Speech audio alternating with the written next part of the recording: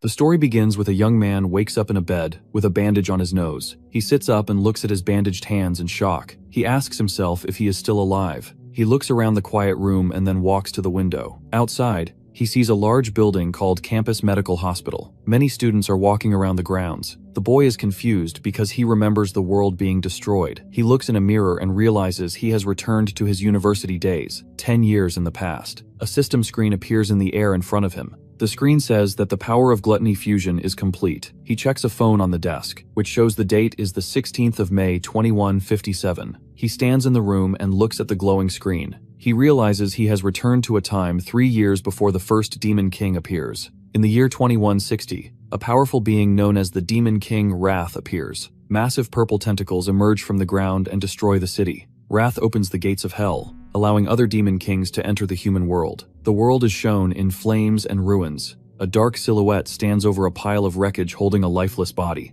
Si Chen remembers losing everything in this war. Now back in the past, he looks at his open palms. He clenches his fist and his eyes glow red. He vows to defeat Wrath and stop the gates of hell from opening to change the future. A system screen floats in the air in front of him. It says the power of gluttony fusion is complete. Si Chen touches the screen. A status window appears showing his name and level. Although he is level 1, all of his stats, including strength and speed, are at 100. He explains that in this world, only 1 in 10,000 people can awaken special powers. A chart shows different classes, such as Star Mages, Flame Warriors, and Lightning Assassins. Si Chen is currently a student at the National University for Awakened Powers. The campus consists of several large, modern buildings where students with potential are trained. Si Chen stares at a digital card displaying the Lightning Assassin class. He recognizes this as his class from his previous life. He wonders if he has awakened his powers early. He clenches his fist, and yellow electricity sparks around his hand. A system message appears that says, "Class change loading." The door opens, and a student named Ma Long enters. Ma Long wears glasses and a brown sweater. A text box identifies him as an E-rank flower chanter. Ma Long is shocked to see Si Chen standing.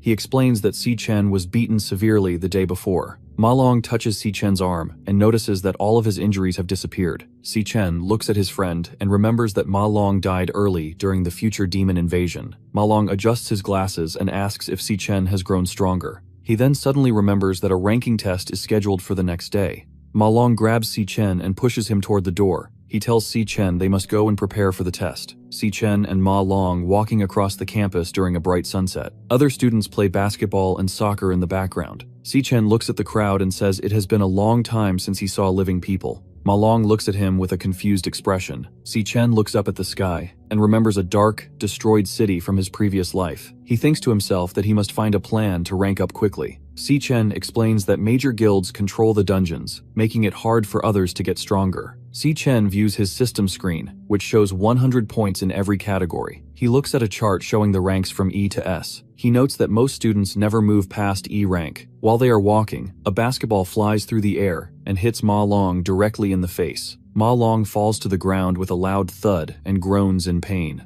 Si Chen looks over and sees a group of muscular students sitting on some stone steps. One man wearing a black tank top and dog tags smiles mockingly at them. He tells them he is surprised they recovered so quickly from their previous injuries. He tells his friends that the two boys can endure a lot of pain. The leader looks down with a smug expression and asks why they did not bring him cases of drinks. Ma Long bows his head and offers to go buy the drinks immediately. Si Chen stands calmly, with one hand in his pocket. He stops Ma Long and tells him it is not his fault. He states that the bullies are the ones who should be apologizing. As he stares at the group, his memories from the past begin to return. The student holds Si Chen's head underwater in a sink. Si Chen struggles and gasps for air. Ma Long sits on the floor nearby, looking terrified. He reaches out a hand and begs the bullies to stop. The leader smiles and claims he is trying to help Si Chen awaken his dormant powers. The other students stand in the doorway and laugh. Si Chen loses consciousness and falls to the floor. The bullies lose interest and walk out of the room, leaving him there. Ma Long rushes to Si Chen's side and calls out his name.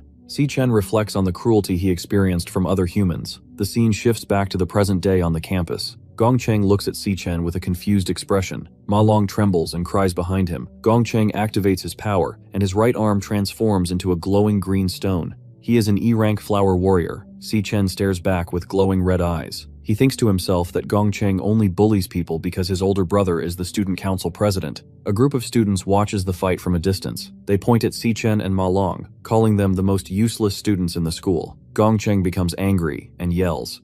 He swings his large stone fist towards Xichen's face. Xichen stands his ground and raises his arm. He blocks the punch, creating a bright flash of light. The impact makes a loud sound. Xichen does not move from his spot. Gongcheng pulls his arm back and looks at it in pain. The students cannot believe that Xichen blocked a hit from a flower warrior. Xichen stands calmly while Gongcheng yells at him in a rage. Behind them, Ma Long looks on with a terrified expression. Gongcheng clenches his teeth and calls Xichen a weakling. Xichen looks down and watches as yellow electricity begins to spark around his fingers. He decides to test his new powers on the bully. A digital screen appears in the air, flashing the words, "Job switching." The screen updates to, "Job switch complete." Xichen is now a level 1 electric assassin. Massive bolts of yellow lightning erupt from his body, and his eyes glow with a golden light. His digital stat card shows his speed and strength doubling and tripling. Ma Long is overwhelmed with shock and asks when Xichen awakened his powers. Gongcheng becomes even more furious. He activates a skill called Indestructible Demon Armor, causing his stone arm to grow larger and develop sharp spikes. He screams that he will give Xichen a killer jab, and lunges forward with a massive punch. Xichen moves with incredible speed, ducking under the giant stone fist. While low to the ground, Xichen delivers a powerful, lightning-infused punch directly into Gongcheng's chin. Xichen's punch sends Gongcheng flying backward through the air. The surrounding students scream and hold their faces in shock. Ma Long stares with wide eyes and his mouth open. Gongcheng crashes onto the ground and slides across the pavement. He looks up with a bloody face and yells at his friends to help him.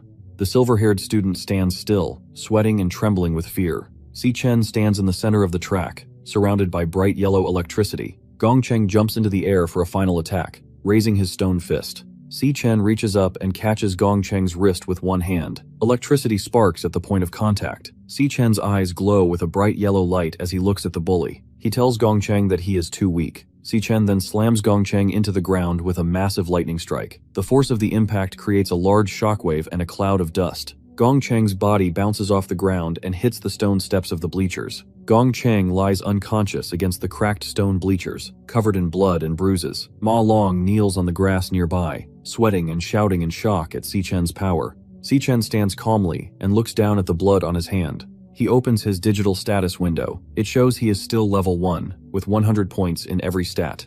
Xichen realizes that while his electric assassin form is strong enough to defeat low-level enemies, his stats did not increase after the fight. He determines that he needs a new way to gain experience. Xichen generates a sharp blade of yellow electricity from his hand. He begins walking toward the injured Gongcheng. The surrounding students look on with terrified faces, and Ma Long begs him to wait. Xichen ignores them and stands over the bully. His eyes glow with a fierce yellow light as he wonders if he must use the same violent methods from his past life to grow stronger. Xichen holds a blade of yellow lightning to Gongcheng's throat while grabbing his shirt. A blonde woman named Ling Yu, the vice president of the student council, walks toward them. She tells Xichen to stop, stating that the punishment he has given is enough. Xichen looks at her with a serious expression and then lets Gongcheng go. Gongcheng quickly runs away from the area. The crowd of students looks on in fear. Some say they will never provoke Xichen again. Xichen and Ma Long walk away together. Ling Yu watches them leave with a calm smile. Later that night, in the student dormitory, Ma Long is shouting and waving his arms. He tells his roommates that Xichen has awakened powerful lightning abilities and defeated the gang.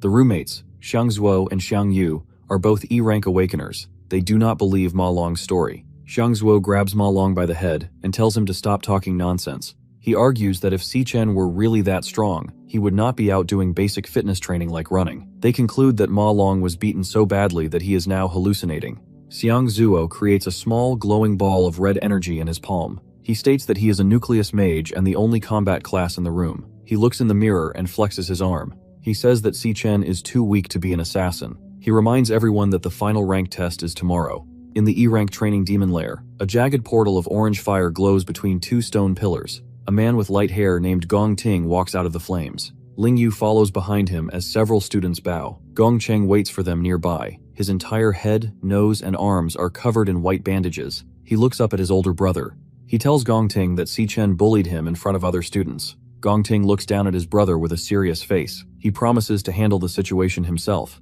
After that, Gongting and Ling Yu sit at a large, formal dining table. Gongting cuts a piece of steak with a knife. Lingyu explains that fewer than 10 people in the school have reached D rank. She tells him that others do not have the same access to demon lairs that he does. On the other side, Si-Chen is running through a heavy rainstorm at night. He is wearing a blue jacket and carrying 100 kilograms weights. He is completing a 20 kilometers run. Sweat and rain drip down his face as he focuses on his breathing. He believes that a strong physical body is necessary to use his electric assassin powers. A flashback shows the world in the year 2160. Massive purple tentacles emerge from the clouds and destroy buildings. Si-Chen kneels on the ground in the rain, holding his sister's body. She has been killed by the Demon King Wrath. Back in the present, Si-Chen stands in the rain with glowing red eyes. He declares that his first goal is to kill Wrath, to prevent the destruction of the world. His phone vibrates in his pocket. He sees an incoming call from his sister, Si-Yun. He puts an earbud in his ear and answers the call.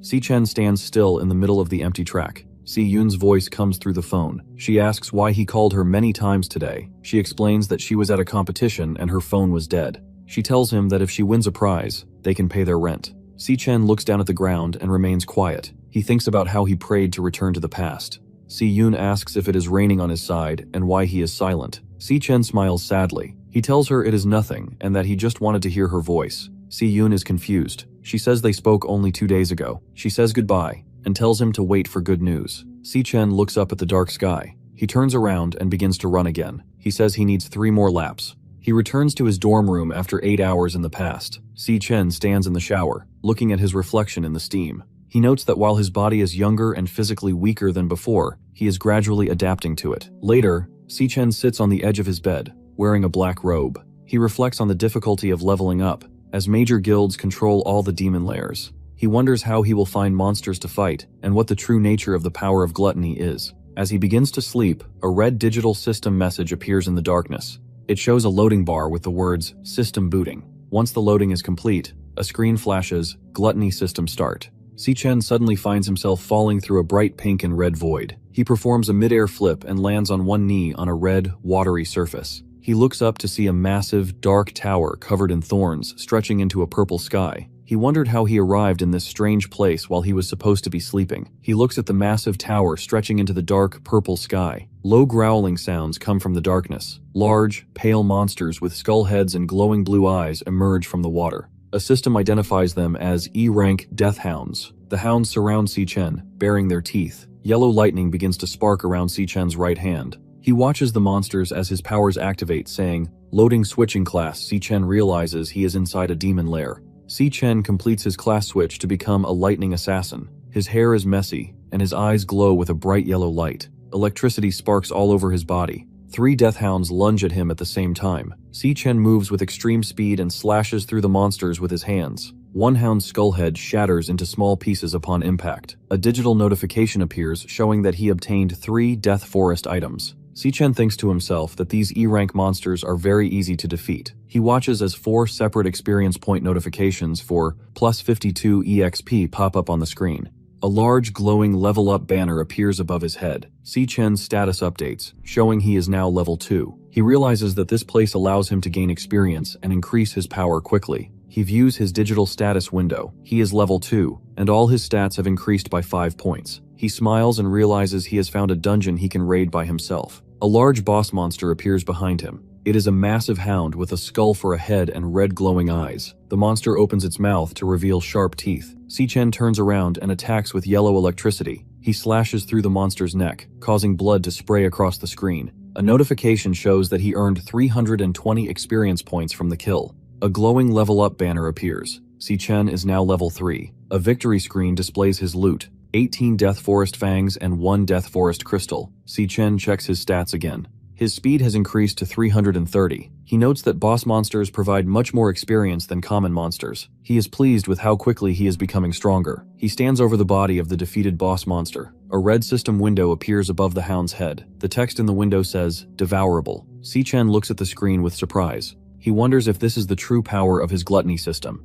He reaches out his right hand toward the corpse. A bright red and white light erupts from his palm. A massive red energy vortex forms above the monster and begins to pull the body inside. Si-Chen clenches his fist as the red energy swirls around him. A digital message appears that says, "Finished." A card showing the boss monster appears in front of him. The card grants him a new ability called Frost Physique. This ability provides immunity to cold and increases all resistances in low temperatures. Si-Chen is shocked to see that the entire monster has been absorbed into a single card. He holds a glowing blue digital card in his hand. He looks at it with a serious expression. He realizes that he can absorb defeated enemies and turn them into new classes for himself. This is the Demon King Lan Yu. Every person is born with only one class and specific weaknesses. This is an unchangeable law of their world. However, Si-Chen now holds two digital cards, Lightning Assassin and Frost Cloud Warrior. He possesses two classes at the same time. He looks up and realizes that if he continues to devour monsters, he can obtain infinite classes. Si-Chen looks at the massive, thorny tower in the distance.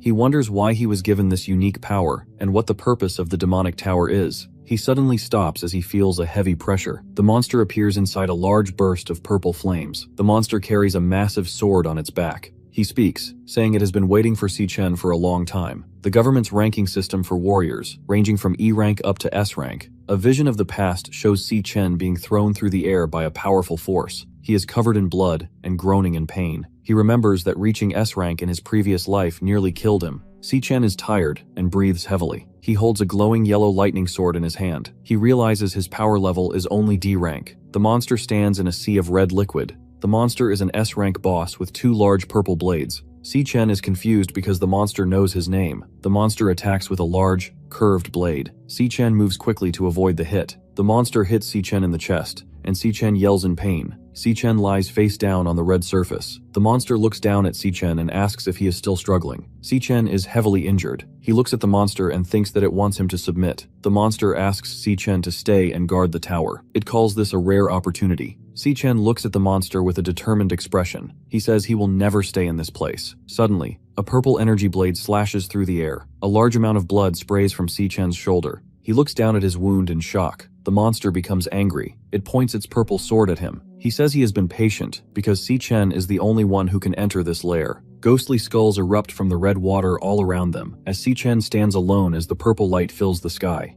Digital messages on the screen show the monster's strength and stamina increasing. Massive rocks begin to lift off the ground and float in the air around the entity. The monster looks at Si-Chen and gives him an ultimatum. Stay or be crushed into a pulp. Si-Chen grits his teeth and declares that he chooses to kill the monster. Si-Chen transforms into a streak of yellow light and lunges forward with incredible speed. The monster swings its large purple blades, calling Si-Chen's actions ridiculous. Rocks shatter as Si-Chen and the monster clash in the center of the wasteland. Si-Chen watches the monster carefully during their exchange. He analyzes the monster's combat patterns. He notes that the monster has a 0.4 second wind-up time before every swing of its purple blades. Si-Chen observes the angle of the monster's wrist to predict the path of the attack. He leaps into the air and dodges the large glowing blade. Si-Chen identifies another opening. He sees that the monster has a 0.2 second recovery lag after it strikes. He determines that the monster is defenseless during this short moment. Si-Chen focuses his yellow electricity and lunges forward. He thrusts his lightning-infused hand directly into the center of the monster's chest. A massive explosion of yellow lightning erupts as he attempts to pierce the monster's heart. A digital notification appears above the monster saying status, paralyzed. Si-Chen knows he cannot kill an S-rank enemy yet.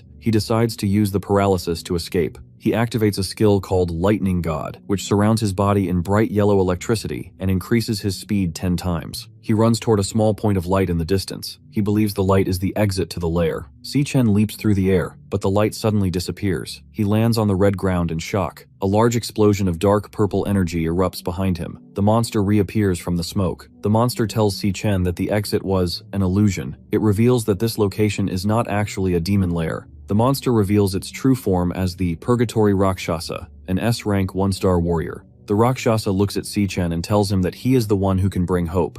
Si-Chen stares back with wide eyes. He recognizes the monster's form. He remembers that Demon King Lan Yu had the same appearance in his previous life. In his flashback, the battlefield filled with bright orange explosions and streaks of yellow lightning. During the final battle of his past life, the enemy switched between many powerful classes easily. A third monster appears as a green, vine creature with multiple glowing red eyes. Finally, a blindingly bright light appears in the shape of a person, with many glowing orbs behind its head. The Rakshasa has the same large horns, skeletal chest, and glowing blue energy. Si-Chen realizes he is facing a direct form of the greatest demon he ever knew. He realizes that this entire world exists inside his own body because of the power of gluttony. The Rakshasa smiles and praises Si-Chen's intelligence. He tells Si-Chen that he is worthy of the tower's secrets. A golden key with a large red jewel appears in the air. A system box identifies it as the SSS-Rank Key of the Void. The description says it is the only way to open the demonic tower. The Rakshasa holds the key in his clawed hand. The Rakshasa explains that the former demon king, MANHUA, devoured many powerful demons in the past. He reveals that the strongest of those demons are currently sealed inside the tower. The Purgatory Rakshasa offers him a golden key. He takes the key of the void while asking why the monster is choosing to help him. The Rakshasa explains his motive. He says that the other demon kings slaughtered his entire race to satisfy their greed. He states he has waited an eternity for a chance at revenge. He looks at Si-Chen and says that another mysterious person was correct about him being the only hope. Si-Chen looks confused and asks who the monster is talking about. The Rakshasa points toward the massive, dark tower in the distance. He tells Si-Chen that all the answers he seeks are hidden inside. Suddenly, the Rakshasa begins to glow with a brilliant blue and white light. He starts to dissolve into glowing particles. He tells Si-Chen to take his power and use it to make the demon kings pay. It tells Si-Chen he must become unstoppable and open the demonic tower. It warns him that the demons inside are vicious and will not be easy to defeat. A dark silhouette of several demon kings appears in a red void. The Rakshasa tells him he must conquer and devour every one of them to reach the top of the world. The monster's head breaks into small, glowing pieces. Its last few fragments float in the air. The Rakshasa says that only a person with strong resolve is worthy of its power. Si-Chen stands on the red surface as the monster's energy floats in the air. He raises his hand to absorb the purple light.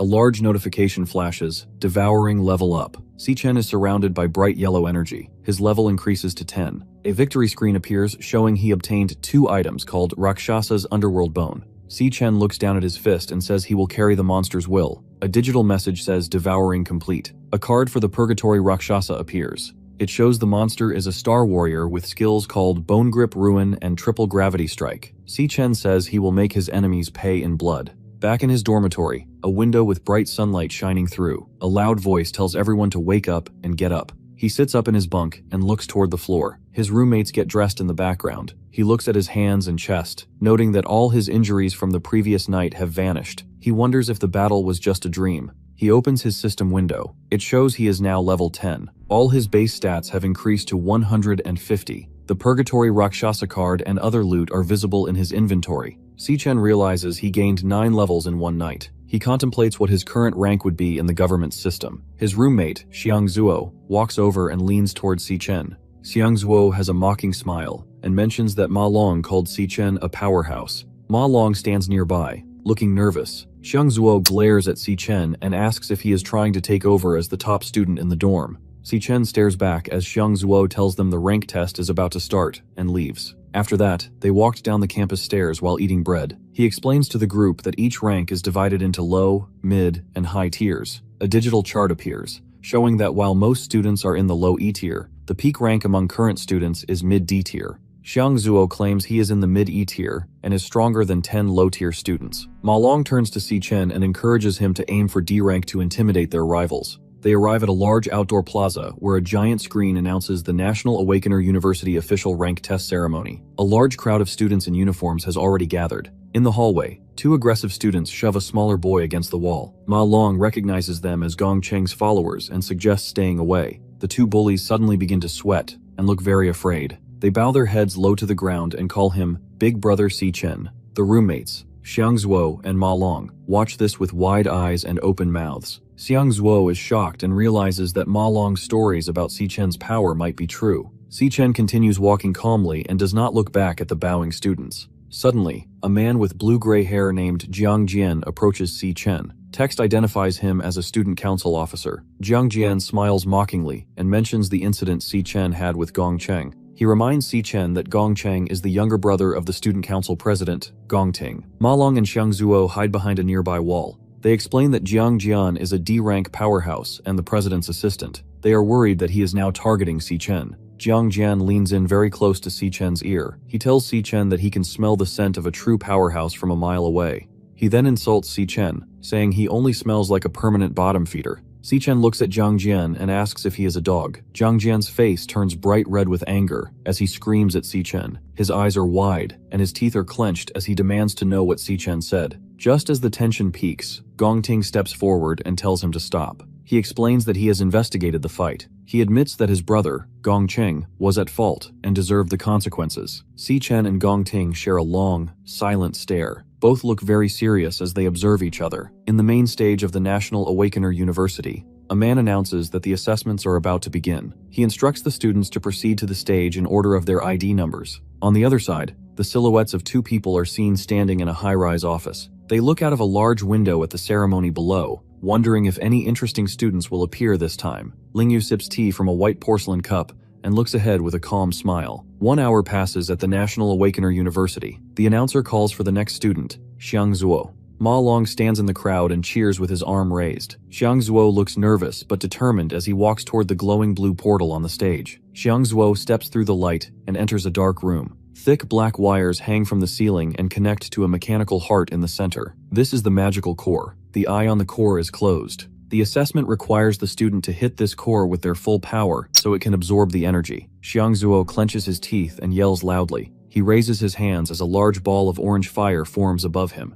He shoots a powerful beam of fire directly at the mechanical eye. A massive explosion occurs, and the room fills with bright light. They make a loud buzzing sound. A digital screen shows the E for the current rank. The scientist confirms the student is E rank, mid-tier. In the crowd, Ma Long shouts with excitement. He says the main event is starting. Then, the screen shows a new category for potential. White digital lines flash and move across the blue display and stop to form the letter C. A final summary box appears. It lists the current rank as E rank, mid-tier, and the max potential as C rank. Xiang Zuo is disappointed that his rank did not improve. He sits on the stone steps and puts his head in his hands. Ma Long puts a hand on his shoulder to comfort him. He says they will likely have even worse scores than him. The assessment results for the roommates appear on the screen. Xiang, Yu, and Ma Long are both E rank, low tier with C rank potential. Xiang Zuo is E rank, mid-tier with C rank potential. All three students look dejected. Suddenly, the screen flashes with a new result. A student achieves D rank with B rank potential. The three roommates stare at the screen with wide eyes and open mouths. Some time passes. Jiang Jian walks out of the blue assessment portal. He is laughing and looks very confident. The screen shows his result.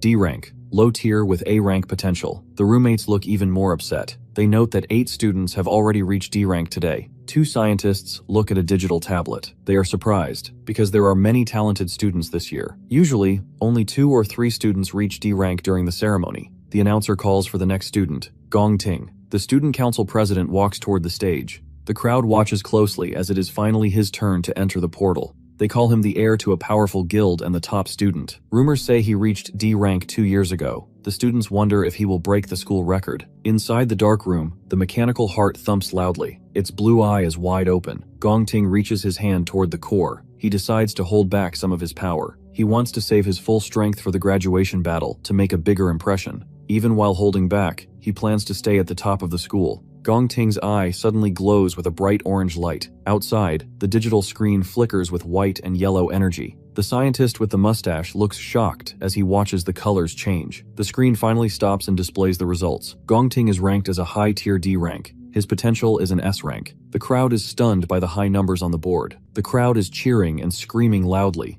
They raise their arms in the air. Jiang Jian has his mouth wide open and shouts for the president. People say Gong Ting is the first person in the school's history with S-rank potential. Ma Long looks very shocked and clenches his fists. Si Chen standing nearby was calm. The scientists on stage discuss the results. They decide to report this news to the higher-ups immediately. An S-rank potential is very rare and will be protected by the government. Gong Ting walks out of the portal area. The students around him clap and cheer. High up in a skyscraper, the headmaster asks Ling Yu if she came to watch Gong Ting. She looks out the window and says she did not come just for him. She states she is more interested in Si Chen's results than Gong Ting's. The announcer calls Si Chen for his rank assessment. Jiang Jian leans in close and laughs mockingly at Si Chen. He tells him to make his dorm look good and calls his roommates a group of losers. Ma Long looks angry and shouts back at the bully, telling him to wait and see. Si Chen walks toward the glowing blue portal without saying a word. He enters the dark testing chamber where the mechanical heart hangs from the ceiling. The core's single eye opens wide. Si Chen reaches his hand toward it, his eyes glowing with red light. The graduation combat examination. This test uses 10-member teams. The team that takes first place joins the Imperial Guild. This guild is the most prestigious in the nation. Jiang Jian introduces a new student named Yan Lin to Gong Ting. Yan Lin is a low-tier D rank. Their team now has 9 students who are all D rank. They plan to add Gong Cheng to complete the group. Gong Ting looks confident as his teammates cheer for him. Nearby, Ma Long and the other roommates look small and dejected. Ma Long looks at his watch with a worried expression. He notes that Si Chen has been inside the portal for a long time, with no results. Other students walk past and mock Si Chen, calling him trash. They believe he is too weak to even register a rank. Jiang Jian tells Gong Ting that their team is full and they should go to karaoke. Gong Ting agrees and begins to walk away. Suddenly, the digital screen on the stage begins to flicker with white lines. The letter D appears on the screen. Ma Long and the roommates stare at the board with wide eyes and open mouths. They are completely shocked by the result. Ma Long shouts with joy and points at the results. Gong Ting looks surprised, while Jiang Jian stares with wide eyes and an open mouth. The board confirms Si Chen is a high-tier D rank. Inside the room, the mechanical core thumps violently and drips with sweat. A blue system message appears. It states that the core has an abnormality. The system asks the student to repeat the test because the results might be wrong. Si Chen views his digital stat screen. Every category is at 150 points. He realizes his regular body is equal to a high-tier D rank. He decides to test his weakest class first. A class change loading screen appears. Si Chen transforms into the Gravahound King. A white bone mask covers half of his face, and his right eye glows red. The rank on the screen outside changes again. It flickers and then displays mid-tier C rank. The students in the crowd scream and hold their heads in disbelief. Jiang Jian yells that the machine must be broken. The scientists sweat and wonder if there is a system error. The core inside the room thumps even harder. Si Chen realizes his other classes will be even stronger than C rank. He triggers another class change. He becomes the Abyssal Fiend. He now has red horns and glowing blue eyes. Purple energy swirls around his body. The mechanical core thumps faster and drips with sweat. Outside, a massive purple storm forms in the sky. Clouds swirl in a large circle and lightning flashes. The roommates huddle together in fear. They believe an earth-shattering monster has been born. The digital screen on the stage begins to glitch with colorful lines. A large yellow S appears under the potential rank. The mustache scientist screams in shock. He asks if there is another S-rank student in the school. Gong Ting looks toward the stage with a worried face. A red warning sign flashes on the screen. It says, "System error." A message states that the system cannot determine the rank because the power is too high. Jiang Jian screams with his eyes wide and his mouth open. Suddenly, the testing room explodes with a giant boom. Fire and blue energy fill the stage. The two scientists run toward the smoke in a panic. They shout that the core is overloading and they must check for danger. Si Chen's eyes glow with a bright cyan light as he activates the skill. Green digital hexagons appear over the heads of the surrounding students, identifying them as E rank. He looks at Gong Ting and sees a pink hexagon indicating mid-tier C rank. Si Chen notes that the president was also hiding his true power. The scientists announce that the ranking assessments are suspended and will continue tomorrow. Ma Long and Xiang Zuo are very excited and praise Si Chen for being a genius. However, Jiang Jian approaches them in a rage. He screams at Si Chen, waving his arms and getting very close to his face. He blames Si Chen for breaking the machine and wasting the student council's time. Si Chen clenching his fist as yellow electricity begins to spark around his hand. He considers attacking Jiang Jian. Gong Ting intervenes and tells Jiang Jian to stop being rude. Gong Ting then turns to Si Chen and personally invites him to join his elite team for the graduation combat examination. Jiang Jian is frustrated because the team is already full. He realizes he will have to remove another member to make room for Si Chen. He reaches out and places a hand on Si Chen's shoulder to welcome him. Si Chen quickly slaps the hand away and says he is not interested in joining. Gong Ting and Jiang Jian are stunned by the rejection. Jiang Jian shouted that their team is the strongest in the entire school. Si Chen looks back and tells Jiang Jian that he is too loud and demands that they never bother him again. Jiang Jian screams with anger, and a small flame comes out of his mouth. Students whisper that he is brave for rejecting the student council president. Si Chen walks away with a calm look.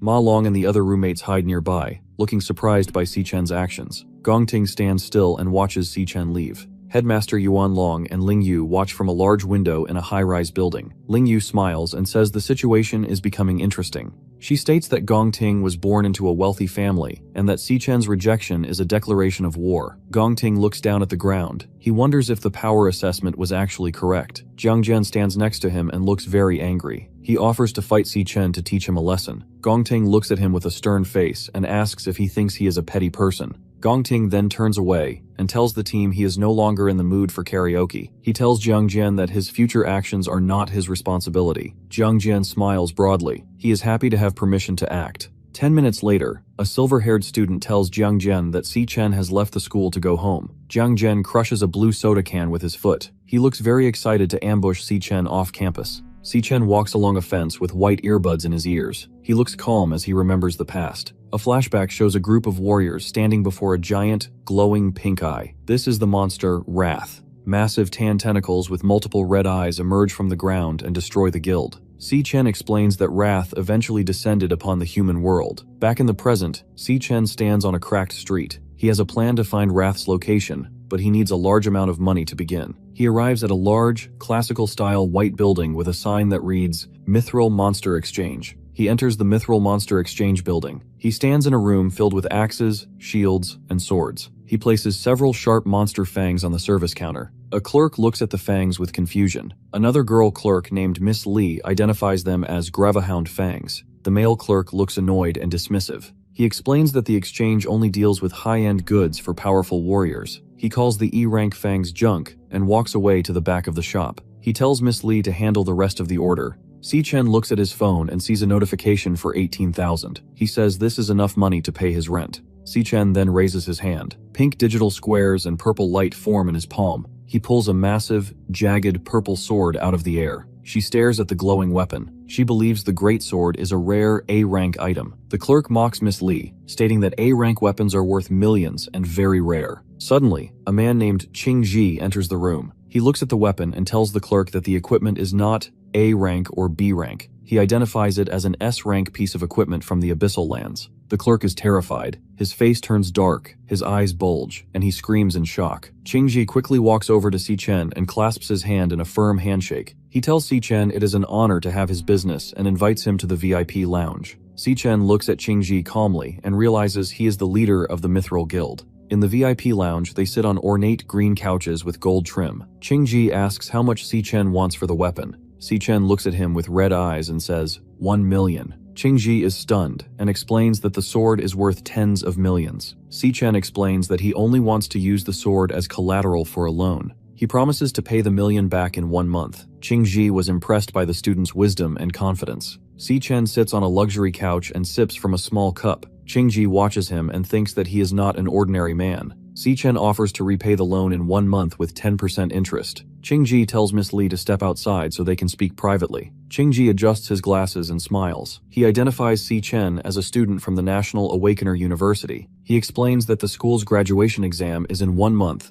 and the prize is 1 million. He notes that the amount and the date perfectly match Si-chen's repayment plan. Qingji realizes Si-chen is in urgent need of money. He makes a new offer. He tells Si-chen he will loan him 1.5 million in cash immediately. He says there will be 0 interest for the first month. Qingji stands up and reaches his hand out to Si-chen. He says he wants to be friends. Si-chen listens silently as Qingji promises to keep their discussion confidential. Qingji smiles and asks Si-chen to consider his exchange facility for all future trades. Si-chen observes the guild leader and is impressed by his ability to analyze the situation. He decides that he needs trustworthy allies to help him eliminate the Demon King Wrath. The two men shake hands in the center of the bright office. Qingji places his hand on a magic scroll, and a yellow circular seal glows with electricity. A notification on Si-chen's phone confirms that 1.5 million has been transferred to his account. Qingji asks what weapon Si-chen will use for the graduation exam now that his S-rank sword is being used as collateral. He offers to lend Si-chen A-rank or B-rank equipment from the shop.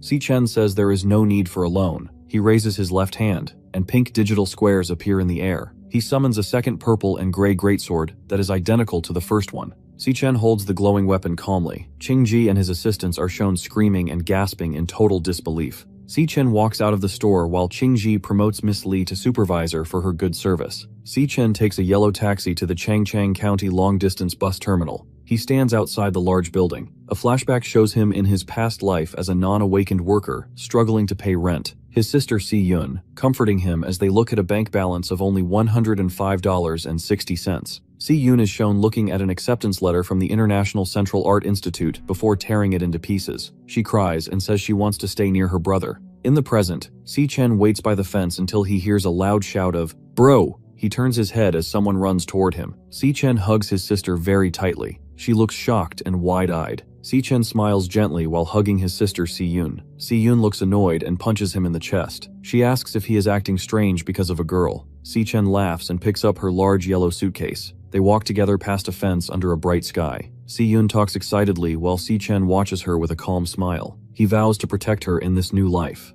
The scene shifts to a dark alleyway. Jiang Jian stands in the shadows with several masked men behind him. He looks at a map of the area and points to the path Si Chen takes to go home. He tells his group to hide and wait for the right moment to attack. He remembers Si Chen telling him to be quiet. Jiang Jian clenches his teeth and says he will destroy Si Chen so he cannot take the graduation exam. Jiang Jian's face turns a dark blue as he pulls out a glowing, jagged dagger. He calls Si Chen a poser and laughs. In the open street, Si Chen and Si Yun are walking home together. Si Yun drinks from a small carton with a cow on it. She asks if he is stressed about the graduation test. She tells him to pull himself together. Si Yun then starts singing a song about believing in yourself. Si Chen looks at his sister and thinks about how men form emotional walls. They continue walking home together. In a dark alley nearby, Jiang Jian and two masked followers watch them. Jiang Jian laughs and says it is a lucky day because the alley has no cameras. Si Chen suddenly narrows his eyes. He smells the scent of the student council members hiding ahead. He looks toward the dark corner of the street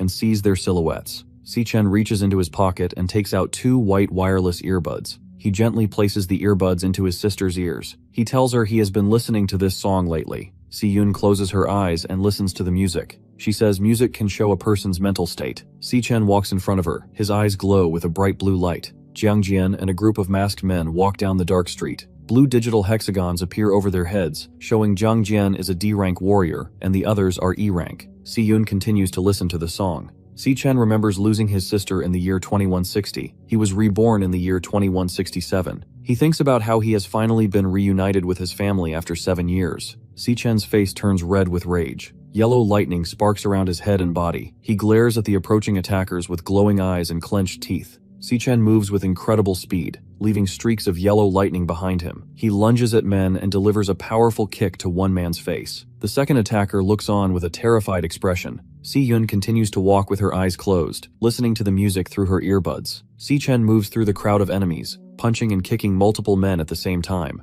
He dodges a swing from a wooden club and sends an attacker flying backward with a kick. He grabs an attacker's arm and snaps the bone. The man screams in agony. Si Chen then delivers a powerful punch to the man's face. The impact creates a massive explosion with the word boom. They sweat and tremble while asking how Si Chen is so powerful. He continues to move through the alley, punching and kicking the attackers. Jiang Jian screams in rage and lunges towards Si Chen with a jagged knife. He delivers a powerful, electricity-infused punch directly into Jiang Jian's face. He crashes into the pavement, creating a massive cloud of dust and an explosion sound effect. Si Chen stands over the unconscious, bleeding bully. Si Chen's eyes glow with a bright red light as he looks down at Jiang Jian and tells him that he clearly warned him never to bother him again. He holds a jagged knife to Jiang Jian's throat. He tells him to shut up and threatens to kill him if he makes a sound.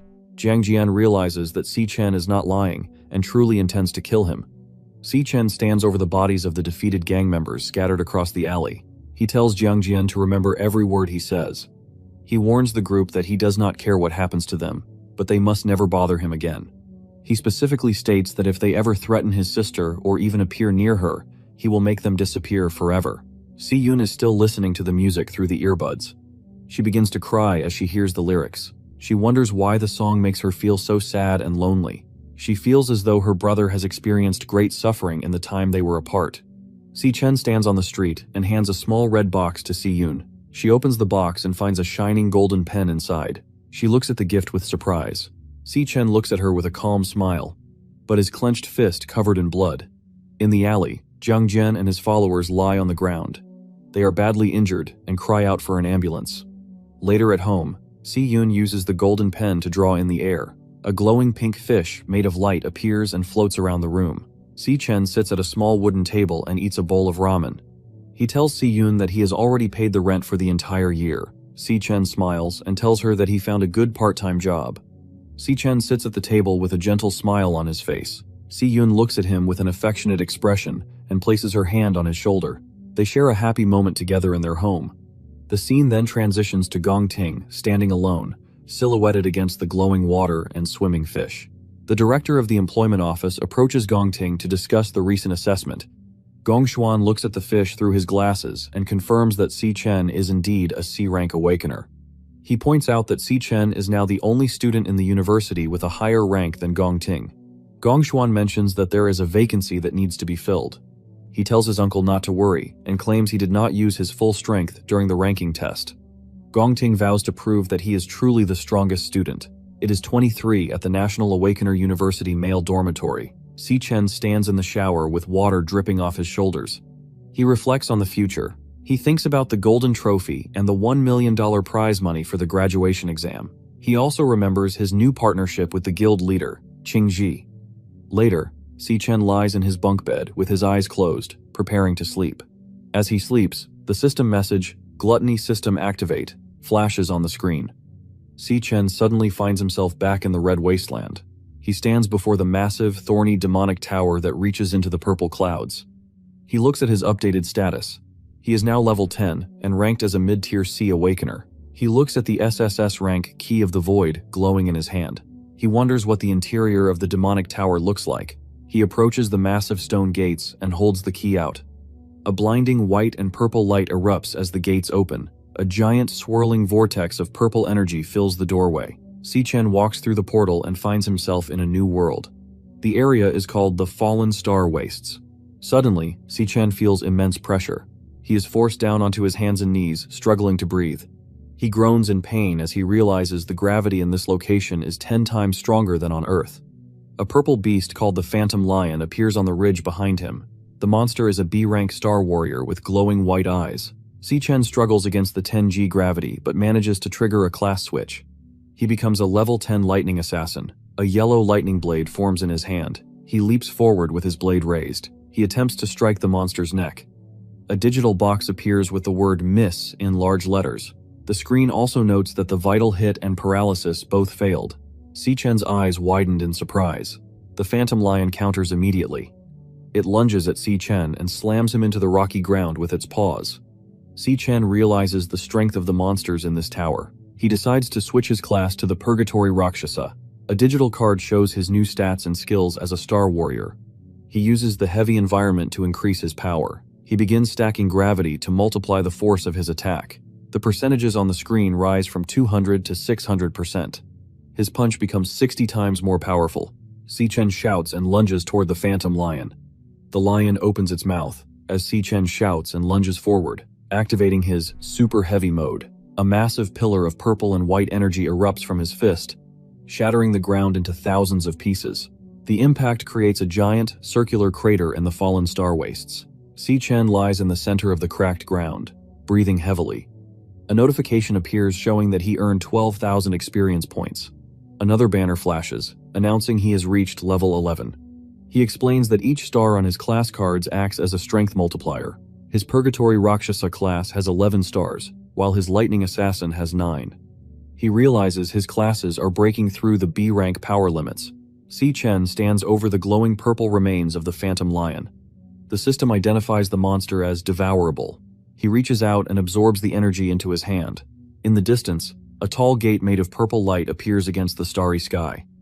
Suddenly, a small dark vortex opens in the distance as several pairs of glowing white eyes appear inside the black hole. 4 more Phantom Lions leap out of the portal at the same time. Si-Chen realizes that the powerful monster he just defeated with all his might was actually just a small common mob. One monster strikes Si-Chen with its claws, causing blood to spray.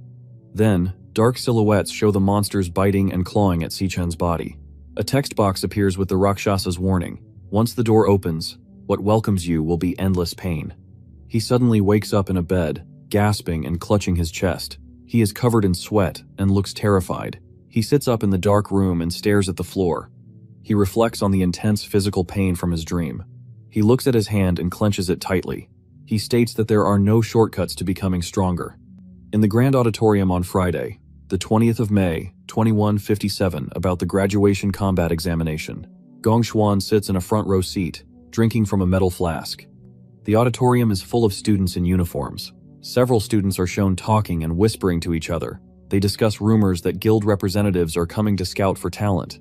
Si-Chen sits silently among the crowd. He listens as the other students talk about the high expectations for this year's results. Gong Xuan speaks to the students from a podium. The students raise their wrists to check their displays. A blue list appears in the air showing the team assignments. Xiang Zuo, Ma Long, Xiang Yu, and Si-Chen are all officially ranked as low E rank. Ma Long screams in total shock. He looks at Si-Chen and asks how his rank can be so low after the assessment. Nearby students point at Si-Chen and laugh. They mock him and call him a loser. Si-chen stares at his wrist display with a calm expression. Gong-ting watches him from a distance, with narrowed his eyes. He clasps his hands together and smiles. He plans to teach the students a lesson and ensure the opponents have no chance to resist during the exam. The students rush across the floor to find teammates. A large group surrounds Gong-ting, shouting for his attention. They beg him to let them join his elite team. One girl with pink hair yells about her healer class. A man with a headband shouts that he will be the president's dog. Gong-ting remains silent and ignores the noise. One member of the student council tells the crowd they are too loud and only have room for one more person. Half an hour passes. Several groups of students stand together. Their wristbands glow with green light and a digital message says "Team formed." Si-chen and his 3 roommates stand alone. They look at their wrists and realize they only have 4 members. Ma Long looks angry and sweats. He says the rules require 5 people and a high D-rank leader. He believes the school is targeting their dorm. Si-chen stares ahead and realizes that more team members cause more monsters to appear. Si-chen understands that the system rewards larger teams with higher scores but also higher danger. He stands with his small group to face the final assessment. Ma Long, Xiang Yu, and Si-chen, all labeled as low E rank. A student from another group calls out to Xiang Zuo. He tells Xiang Zuo to join their team because they only need one more person. He warns Xiang Zuo that staying with the 3 trash students will make him fail the graduation assessment. Si-chen realizes his group is about to be abandoned by the rest of the school. Xiang Zuo looks down for a moment and refuses the offer, stating that his dorm roommates agreed to stay together. The other students laugh and point at them, calling them the loser team. Ma Long looks at a large list showing team statuses. Most of the slots are filled with green check marks. He sweats and points at the screen, shouting that almost all teams are already formed. He notes that there are no strong D-rank students left to join them. Si-chen turns his head, and his eyes begin to glow with a bright cyan light as he activates his new skill. Gongshuan sits alone in a dark office, plotting to protect Gong-ting's reputation by manipulating the assessment data. In the grand auditorium, Si-chen stands up and triggers his powers. A class switch notification appears, and massive bolts of yellow lightning erupt from his body. His eyes glow with a bright, intense gold light. The director and the scientists staring at the display of power. Ma Long points at Si-chen and shouts in disbelief. Si-chen stands in the center of the room, surrounded by electricity that cracks against the floor. He explains that school tradition allows students to initiate a direct challenge to display their true strength. Si-chen glares at Gong-ting, who looks back with a cold gaze. Si-chen knows that defeating the school's top student is the only way to prove his rank and force others to team up with him for the final exam. Ling Yu stands in the doorway and calls out to Si-chen. She walks toward him and asks if his team is still missing members. She offers to join his team, mentioning that she was already a D-rank student in middle school. Ma Long looks very happy and shouts with excitement. The surrounding students whisper about Ling Yu being a genius from her previous school. Director Gong Xuan stands up and yells at Ling Yu. He points a finger and tells her she is not qualified for the assessment. He says she has never taken a rank test at this university and has no official report. He claims her participation would go against the school regulations. Suddenly, Principal Yuan Long appears behind him. The principal is surrounded by bright purple energy and streaks of light. He agrees with the director's statement. Gong Xuan looks back in shock and begins to sweat. Principal Yuan Long and Ling Yu stand in a bright purple glow. Si-chen watches them and reflects on the principal's powers. He notes that Yuan Long is a warrior but used teleportation, which is unusual. Si-chen's eyes glow with a cyan light as he tries to detect their ranks. 2 digital hexagons with question marks appear over their heads, showing that their power levels are hidden from his scan. Gongshuan speaks about the purpose of the assessment and the importance of talent. Principal Yuan Long looks at the director with a very cold. He says the school must be responsible for every student's opportunity. Gongshuan looks back in shock and begins to sweat heavily. He realizes the principal is hinting at him and protecting Si-chen. Gongshuan looks down and trembles, calling the principal an old fox in his mind. The principal speaks from the stage and announces a change in the rules. He says that teams with fewer than 5 members or teams without a D-rank leader are now allowed to register. Si-chen and his roommates join hands. Their green wristbands glow, and a digital team-formed notification appears in the air. The roommates cheer loudly and name Si-chen the captain of the squad. The headmaster and Ling Yu observe Si-chen from a distance. A scientist looks at his handheld device and is shocked by how quickly Si-chen's team submitted their choice. The surrounding students scream and look terrified as they see the selection on the main screen. Ma Long and the other roommates panic. waving their hands and shouting for Si Chen to cancel the registration. Si Chen remains perfectly still and silent. He looks at his glowing wrist display with a serious expression. The school holds the graduation battle examination. Students form teams to go into a real dungeon. Students earn points for killing small monsters and the boss. They also get points for finishing the test in less than 1 hour. An E-rank dungeon has a higher score multiplier than an F-rank dungeon. The maximum possible score is 100 points. The winning team receives an offer from the Imperial Guild. The best student gets a prize of 1 million yuan. 2 students look at a digital tablet and seem nervous. 1 student has freckles and the other student sweats. They say the highest score in school history is 90 points. They think a team needs at least 3 strong D-rank students to survive an E-rank dungeon. Gong Ting sits with his large elite team. They look very confident. A notification appears on the screen. A student with glasses looks at the display in shock. He tells the crowd that a team has already chosen their dungeon. He zooms in on the screen and realizes it is Si Chen's team. The display shows 3 difficulty levels: F, E, and D. Si Chen's profile picture is inside the D-rank box. The student is terrified because no student has ever beaten a D-rank dungeon before. Ma Long grabs Si Chen's arm and screams in his face, asking if he knows what he just did. Xiang Zuo sits on the floor, crying and holding his head in his hands. He is horrified to be on the same team as Si Chen. A notification appears on a student's wrist device. It asks for confirmation to join a D-rank dungeon. Ma Long sweats heavily and looks at the screen. He leans towards Si Chen and shouts, asking if he has fully considered the danger of a D-rank dungeon. Si Chen remains calm and looks straight. He simply states that he has thought this through. A message flashes as the choice is submitted. The main display screen updates to show 2 profiles under the D-rank difficulty, Gong Ting and Si Chen. A pink confirmation window appears, stating that all team members have confirmed the selection. A system announcement confirms that Team Gong Ting has also successfully submitted their registration. The students in the auditorium scream and cheer loudly. The student with glasses has his mouth wide open in shock. The crowd shouts that the ceremony will be very entertaining this year. Gong Ting sits in his seat with his arms crossed and his eyes closed. A female student on his team smirks and looks towards Si Chen's group. She mocks them for trying to act tough. Gong Ting's teammates laugh and point at Si Chen's group. They claim Si Chen is only looking for attention and that his team will abandon him. Ma Long looks at Si Chen from the side. He notices a powerful aura surrounding his friend. He remembers that Si Chen used to be very weak and dependent on others. Ma Long looks determined behind his glasses.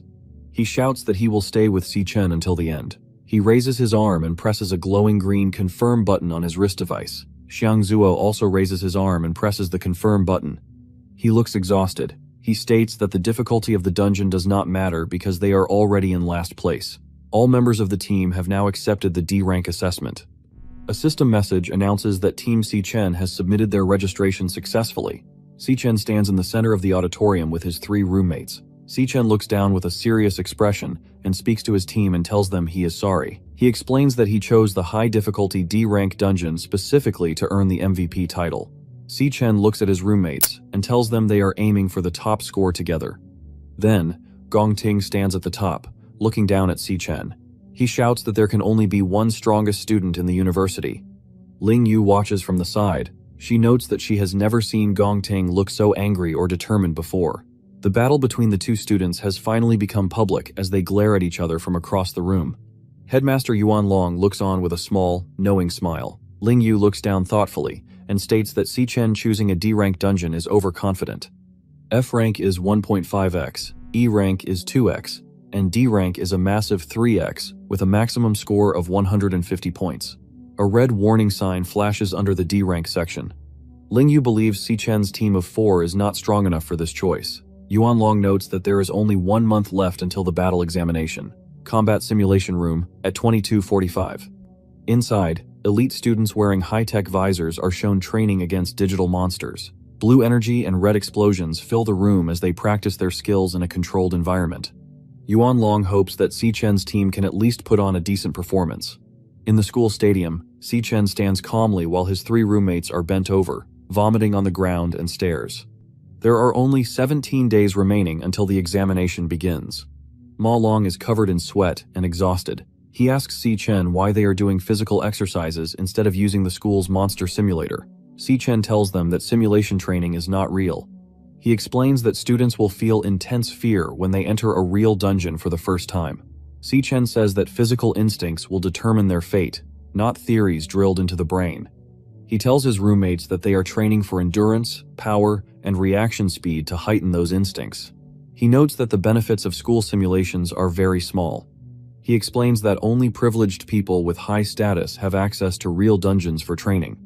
Gongting uses a bright yellow beam of energy to slice a large, white monster into 2 pieces. He explains that rich students are born with power that others can only hope to have. Si-chen says that the graduation exam is their only chance to join the Imperial Guild and surpass the elite students. Ma Long looks at Si-chen with wide eyes. Si-chen clenches his jaw, and his red eyes glow brightly. He promises his team that they will absolutely win the competition. 15 days before the exam, Si-chen enters the Starfell Wastelands inside the Tower of Darkness. He jumps through the air and fights a pack of purple phantom lions. A monster bites him on the chest, and another strikes him with a claw. 10 days before the exam, Si-chen leads his team in a long run on the school track. His roommates look very tired, and one falls face down on the grass. Inside the tower, Si-chen strikes a lion with his lightning power. At the same time, Gongting trains by slicing through enemies with a sword. 5 days before the exam, Si-chen does push-ups with a stack of heavy weights on his back. His roommates watch and count. 3 days remain, and Gongting stands calmly in a field of fire and ash. 2 days before the test, Si-chen stands on a pile of dead monsters in the starry wasteland. A system screen shows that he has reached level 16. Finally, only 1 day remains before the graduation exam begins. Si-chen has blood on his face, and his eyes glow bright yellow, and says the battle has now started.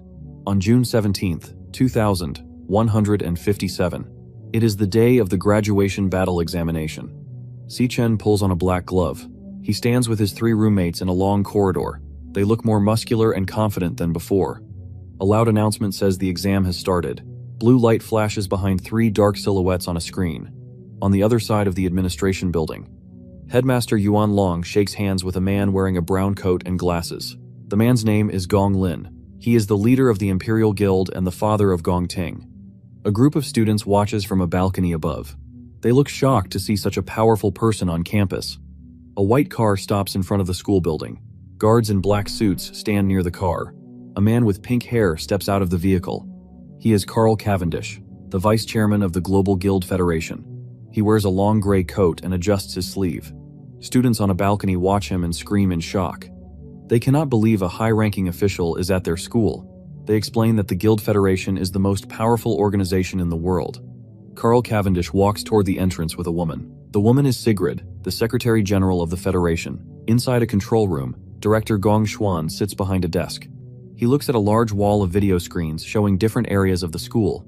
Sigrid walks through a hallway with Principal Yuan Long and other staff members. The principal has a slight smile as he leads the guests. They walk past rows of monitors to observe the graduation examination. Many people follow behind the high-ranking leaders as they enter the viewing area.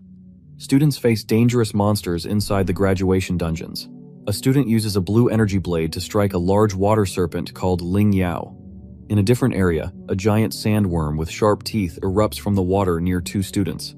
Inside a dark cave, several stag spiders crawl across the walls and ceiling. A student with glasses looks up and trembles with fear. In the control room, Director Gong Xuan watches the video screens.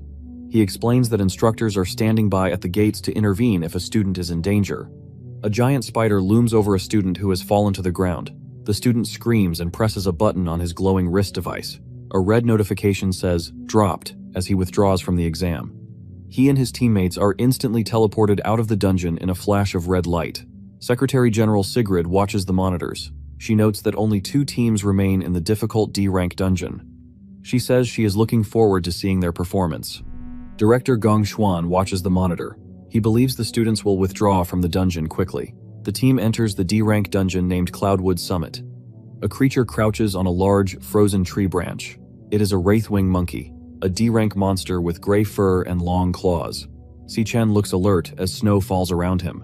He tells his teammates to stay on guard. 3 monkeys fly down from the trees to attack. Si-chen moves with extreme speed. He creates 3 large slashes of blue energy in the air. The monsters are hit instantly and fall to the ground with a loud thud. Blood stains the white snow around their bodies. Ma Long sits in the snow and looks up in disbelief. Xiang Zuo is also shocked. He realizes that Si Chen just defeated 3 D-rank monsters by himself. Si Chen stands over a dead monster, while yellow electricity sparks around his body and the small yellow blade in his hand. Si Chen's eyes glow with a bright yellow light. His 3 teammates stand behind him. He tells his team that their current strength is not enough to handle the enemies. He tells them to stay back and protect themselves. He then lunges forward as a large bolt of yellow electricity strikes the frozen ground. He shouts for them to leave the rest of the fight to him. A student on the ground yells for the others to watch out. Another teammate slides across the ice and screams. One of Si Chen's teammates is thrown backward by an impact. Xiang Zuo finally realizes why Si Chen made them practice reaction speed and explosive power during their training. He understands that Si Chen never actually expected the team to help him fight the monsters. He concludes that the physical training was only meant to give the roommates a way to protect themselves and survive. He thinks about how he always considered himself the boss of their dormitory. He feels humiliated because he now has to rely entirely on Si Chen to carry him through the exam so he can graduate. In the background, Si Chen moves with incredible speed through the snow. He uses sharp yellow lightning blades to slice through a white, furry monster. His fast and violent attack against the remaining enemies. Giant white bat monsters fly through the snowy sky. They have human faces and open their mouths to roar. Many yellow lightning bolts strike the monsters from all sides. The electricity slices through their wings and bodies. Xiang Zuo says that as long as Si Chen is their leader, they will surely win the graduation exam. He believes in Si Chen's strength completely. He does not doubt their victory anymore. Si Chen's teammate watches him and thinks Si Chen is too strong for a regular student. He believes Si Chen is a battle-hardened warrior. In the snowy valley, many yellow lightning bolts strike the small dark monsters. The monsters fall from the sky as blood sprays out. Xiang Zuo asks himself when Si Chen became so reliable. He feels that he has been left far behind by Si Chen's great power. A monster falling from snow. One student shouts a warning that another monster is attacking from the rear. The student raises his flaming arms to block the attack. He catches the monster's limbs as sparks fly from the impact. He calls out to Xiang Yu and Ma Long. He tells them that they cannot continue to act like deadweights. He declares that they should not rely entirely on Si Chen to win the battle. Ma Long and Xiang look at each other. They realize that this exam belongs to them just as much as it belongs to Si Chen. Xiang Zuo shouts with a wide-open mouth and declares that it is their graduation assessment too. Ma Long reaches out with his right hand. A bright green light shines from his palm. He agrees with Xiang Zuo's words.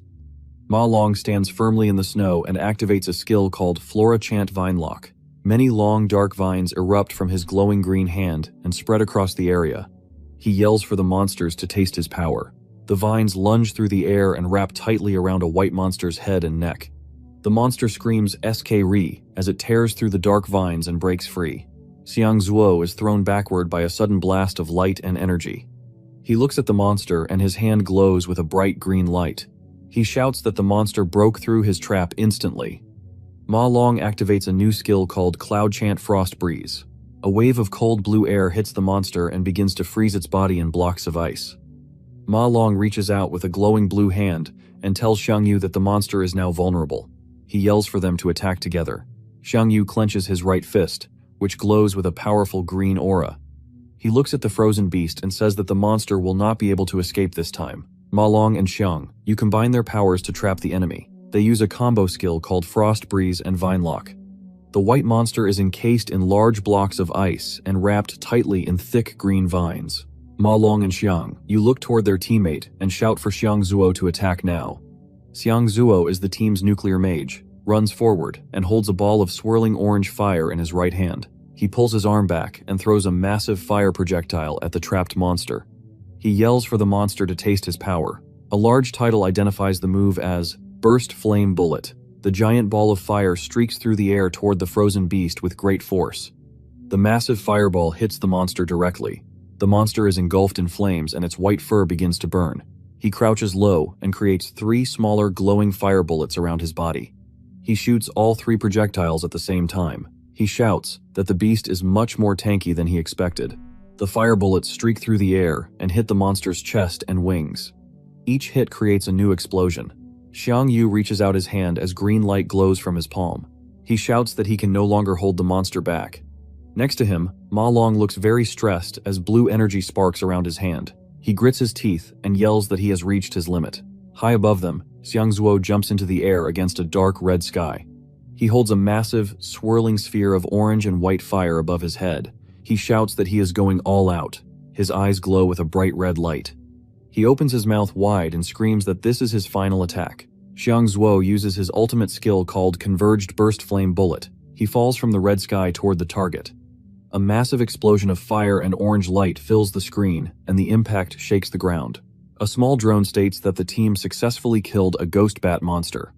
The three roommates lie on the ground covered in black smoke and dust. They look very tired, but they are smiling. Ma Long shouts that they actually did it. Xiangzuo says they managed to take down a D-rank monster. Xichen stands nearby behind a tree and watches his friends with a calm expression. The three roommates lie on the snowy ground, looking up at the sky. A notification appears above a dead monster. It shows they have collected a ghost bat monkey fingerbone. One of the teammates asks Xichen if he saw their victory. Xiangzuo breathes heavily but has a wide smile on his face. He tells Xichen that the battle was very easy for them. Xichen looks at his friends and tells them they did a good job. Behind him, the bodies of dead monsters are draped over the branches of a leafless tree. A final system message appears from the drone. It congratulates the team and announces that every monster within the Devil's Cave has been killed. Director Gong Xuan stares at the monitor with his mouth wide open in total shock. He is sweating and asks how it is possible for trash students to win. He says these students have zero combat experience. He is confused because they killed a D-rank monster that is much stronger than their official level. A screen shows the dead monster through a live camera feed. Gong Lin and Headmaster Yuan Long watch the footage silently. Carl Cavendish sits in a large chair and smiles. He says the young man is performing excellently. Carl looks closely at Xichen's face and remarks that the boy looks very much like an old acquaintance. Carl Cavendish smiles while looking at the monitor. He repeats Xichen's name and says that he remembers him now. Gong Xuan looks toward the screen and sweats. He suddenly points his hand forward and laughs loudly. He tells everyone in the room to look at the display. A screen appears and states that the other team in the D-rank dungeon is moving very fast. They are already halfway through the dungeon. A live video feed shows Gong Ting fighting in a bright blue area. Sigrid notes that the coordination of the student teams is flawless. She compares them to a professional guild raid team. Carl Cavendish smiles while looking at the screen. He finds the situation interesting and says the graduating class is impressive. Director Gong Xuan smirks and states that the battle has only just begun. He promises that the real show is yet to come. Inside the dark dungeon, a high-risk D-rank dungeon called the Gloomvine Grotto, and a group of monsters called Noxious Toadstools rush forward. They are identified as D-rank flower soldiers. These creatures have large red mushroom heads and giant mouths filled with sharp teeth. She is a flower chanter using a skill called Withering Hymn. The icons indicate that the monster's strength, stamina, and speed are all decreasing. The blonde girl continues playing her guitar to weaken the enemies. A boy with short hair claps his hands together and shouts for his team to gather the monsters. He is a star mage using a skill called Astral Fusion. A large beam of purple energy traps a mushroom monster in the air. Another teammate calls out to the captain. Gong Ting looks very serious, and a bright light flashes from his hand with a shing sound. He strikes the monster with extreme force. A massive explosion of orange fire and red blood fills the area as the monster is torn apart by the captain's final attack. He performs a powerful strike called Searing Fracture. He is a C-rank flame soldier. He holds the handle of his sword as black energy flows around him. One teammate laughs and says that the monsters in this exam are the same ones they fought during their training sessions. Another teammate adds that fighting these creatures has become second nature to them now. They look very confident as they stand in the middle of the flames. His teammate smiles and says that the graduation exam is rigged by the Gong family. He thinks life is easy when you know the right people. He believes his team will become champions very soon. Gong Ting walks forward into a dark forest. Gong Cheng waves his hand and shouts to the team. He tells them it is time to fight the dungeon boss. On the other side in the snowy field, Xichen walks through the heavy snow with his teammates. They move forward together in the middle of the storm. The team is currently inside a high-risk D-rank dungeon. The location is called Cloudwood Summit's Peak. The mountain is covered in deep white snow and blue ice. One teammate speaks, saying he cannot believe they successfully made it to the top of a D-rank dungeon. A large title appears. It identifies the upcoming enemy as a frost wraith ape. The monster is classified as a D-rank cloud soldier. A giant white ape sits in the snow and eats a smaller creature. The ape tears the body apart with its teeth blood covering the ground and the monster's fur. Ma Long looks terrified and sweats heavily. He asks if the creature is the monster lord. His teammate says that one slap from the ape would kill him many times. He whispers that he is very scared. The giant ape has glowing red eyes and deep scars on its face. It stops eating and looks directly toward our teammates. Ma Long sees the monster staring at them. He throws his hands up in the air and screams in terror. He yells that the monster is looking right at them. The ape monster leaps down from above with great speed. It screams as it lunges toward the group. Si-Chen's two teammates scream and run away in terror. Si-Chen remains standing still and looks up at the massive creature. Suddenly, he delivers a heavy kick directly into the ape's face. Blood sprays from the monster's face as it is struck with extreme force. The giant white ape monster slams into the snowy ground with a loud crash. A bright blue trail of light follows the force of the impact. The monster is thrown backward and rolls across the deep snow. Si-Chen stays in a low combat stance as yellow lightning crackles around his body. He then delivers a fast strike with a glowing yellow blade.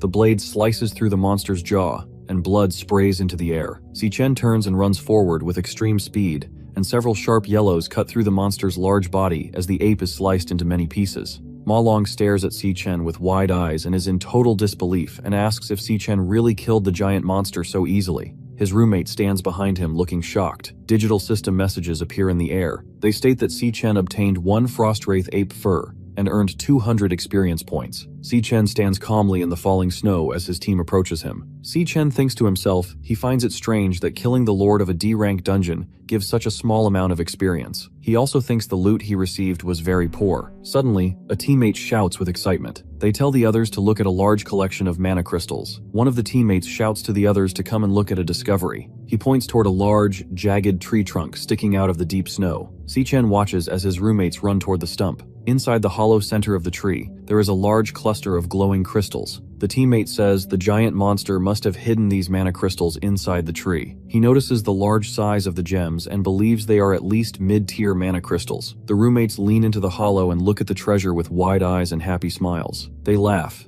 and say that if they sell these crystals, they will be set for life. Si-Chen suddenly shouts for his team to hold on immediately, as his hand reaches out to touch one of the glowing blue mana crystals. Suddenly, a massive explosion of cold energy erupts from the center of the tree. The roommates look terrified as they are blown backward by the intense force. Si-Chen stands in the middle of the bright blue light with a serious expression. A powerful skill called Arctic Nova is activated by a cloud mage. The entire area is instantly covered in giant, sharp ice spikes that erupt from the ground. The snowy mountain is now filled with jagged blue ice and thick white mist. Giant ice spikes cover the entire mountain landscape. One of Si-Chen's teammates is trapped behind the sharp pillars of ice. Near him, a device sits on the frozen ground. The device makes a buzzing sound. In the monitoring room, the camera feed for Si-Chen's team turns black and begins to glitch. A warning icon appears on the screen with the text, Team Si-Chen, no signal. Director Gong Xuan watches the monitor and says that the team fell directly into a trap. He explains that high-level monsters are very intelligent. He insults the students, calling them losers and a burden on society. He declares that this event marks the end of the graduation exam for Si-Chen and his team. Carl states that the students' lives are now in clear danger. Gong Xuan agrees immediately and says that saving the students is their top priority. He suggests that the guild rescue team should step in now. He notes that this would mean ending the graduation exam for Si-Chen's team. Many screens are dark or display warning icons. Carl looks at the monitors and tells everyone to give the team a little more time. Principal Yuan Long explains that the students' wristbands are constantly monitoring their health. He states that all their vital signs are currently stable. He also points out that the neural data shows the students do not want to quit the exam. He tells the other leaders that the decision to withdraw should be left to the students. Gong Lin stands next to the principal and remains silent. Back to the snowy mountain.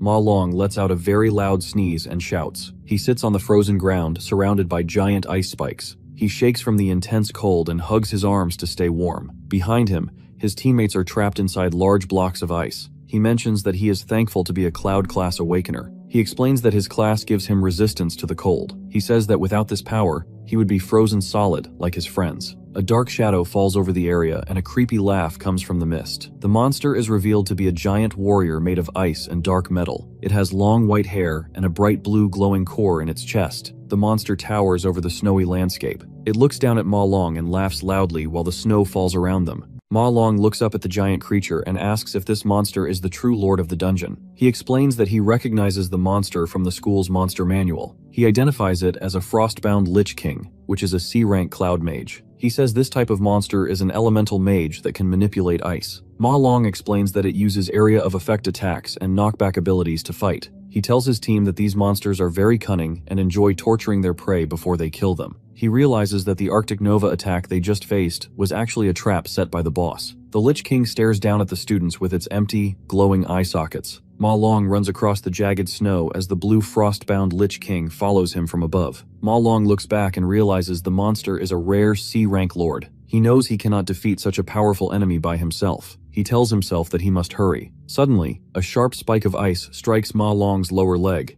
He screams in pain as the force of the attack throws him against a frozen mountain peak. The frostbound Lich King laughs while Ma Long is on his hands and knees in the snow, breathing heavily. A system message warns that he has a critical injury in his lower left leg. The screen asks if he wants to withdraw from the examination. Ma Long looks up and refuses to quit. He reaches out his glowing hand and says he must thaw Si-Chen immediately. Ma Long activates his Cloud Chanter skill called Perfect Origin. This power uses purifying energy to remove debuffs from a single target. Si-Chen is shown completely trapped inside a large, jagged block of ice. Ma Long tells himself that they still have a chance to win if he can defrost his teammate. An ice spike strikes Ma Long in the shoulder with a loud sound. Blood sprays into the cold air as Ma Long screams in pain. He falls face first into the snow. A message appears on the screen stating that his purification failed. The frostbound Lich King laughs loudly at him. The monster uses a skill called Frostbone Skewers. Many small ice shards form around the monster. Ma Long lies motionless on the ground. Several red warning boxes appear over him. They say his heart rate is at a critical level. They also report a serious injury in his right arm. The system asks Ma Long if he wants to withdraw from the examination now. Ma Long stares at the word withdraw and thinks about his life. He remembers always running away from every challenge and struggle he ever faced. A flashback shows Ma Long in school. A group of students throws objects at him while he covers his head. He thinks about how he was constantly left behind, humiliated, and ignored. He says people treated him like he did not matter. In another memory, Ma Long runs behind Si-Chen. He is sweating and panting, but he keeps his fists clenched. He says that they put everything on the line to reach this moment. Finally, he is screaming with intense effort. He declares that against all odds, he finally has the chance to change his life.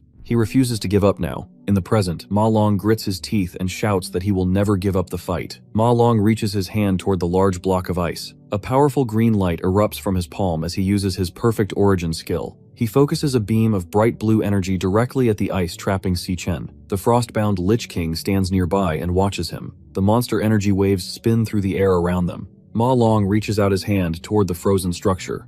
A bright blue light explodes from his palm. He screams as he uses all of his remaining strength. He kneels in the deep snow and points the intense blue energy at the large spikes of ice. Suddenly, inside the ice, Si-Chen's eyes snap open. They glow with a fierce, bright yellow light as he begins to awaken. Si-Chen activates his power and breaks out of the ice with a massive explosion. Blue ice shards fly everywhere in the snowy valley. He moves with incredible speed, shown by the large word Godspeed. The frostbound Lich King looks on in total shock. Its skeletal mouth is wide open, and its blue eyes glow with surprise. Si-Chen moves like a golden streak of light across the snow. He reaches Ma Long and catches him. Ma Long is very weak and covered in sweat. He looks at Si-Chen with a tired smile. He says that in the end, Si-Chen still had to break free from the ice by himself. He is relieved that Si-Chen is safe. Si-Chen looks at Ma Long and tells him that he was a very big help. Ma Long looks at Si-Chen's wounds and asks if he is going to be okay. Si-Chen responds that his injuries are not serious and that he has managed to stop the bleeding. The ground begins to shake with a loud rumble. Si-Chen explains that the monster is a C-rank cloud elemental monster lord called a frostbound Lich King.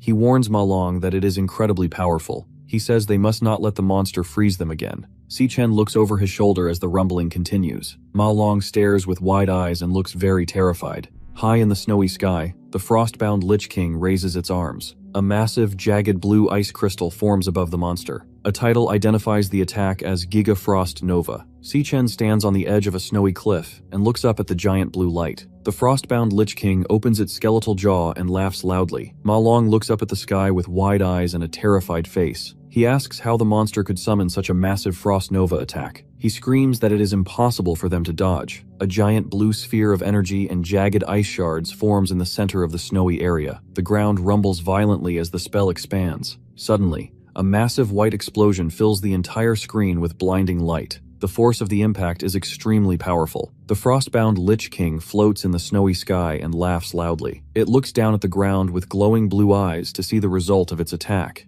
The entire valley is now covered in massive, jagged blue ice spikes. Ma Long is thrown backward through the air with a look of total shock. Si Chen stands in the center of a swirling blue aura of energy. He has switched his class to the Gravehound King at level 16. A system screen explains his frosty physique ability. This skill gives him full immunity to cold temperatures. It also increases all of his resistances while he is in low temperature environments. The frostbound Lich King opens its skeletal mouth wide and lets out a loud laugh. Ma Long sits on the snowy ground and sees that Si Chen is now using a different type of energy. Ma Long is confused and asks Si Chen what has happened to his power. He reminds Si Chen that he is supposed to be a lightning elemental assassin. Ma Long begins to sweat and asks if Si Chen is a rare 1 in a million person. Si Chen stands still as a powerful blue energy swirls around his body. Ma Long finally realizes that Si Chen is a dual-class awakener who can use 2 different types of abilities at the same time. Suddenly, Si Chen's eyes glow with a bright blue light. He tells them he is sorry for misjudging the situation. He says it is his fault that the 3 of them were put in danger. He clenches his fist tightly. Bright white light and electricity burst from his hand. He declares that the danger will end now. A message appears on the screen. It says that the class change is finished. Si Chen has now become the Abyssal Fiend at level 16. He holds a giant, glowing pink blade that makes a loud whirring sound. He looks toward the monster and says he will finish this battle immediately. Usually, an Awakener can only have 1 class.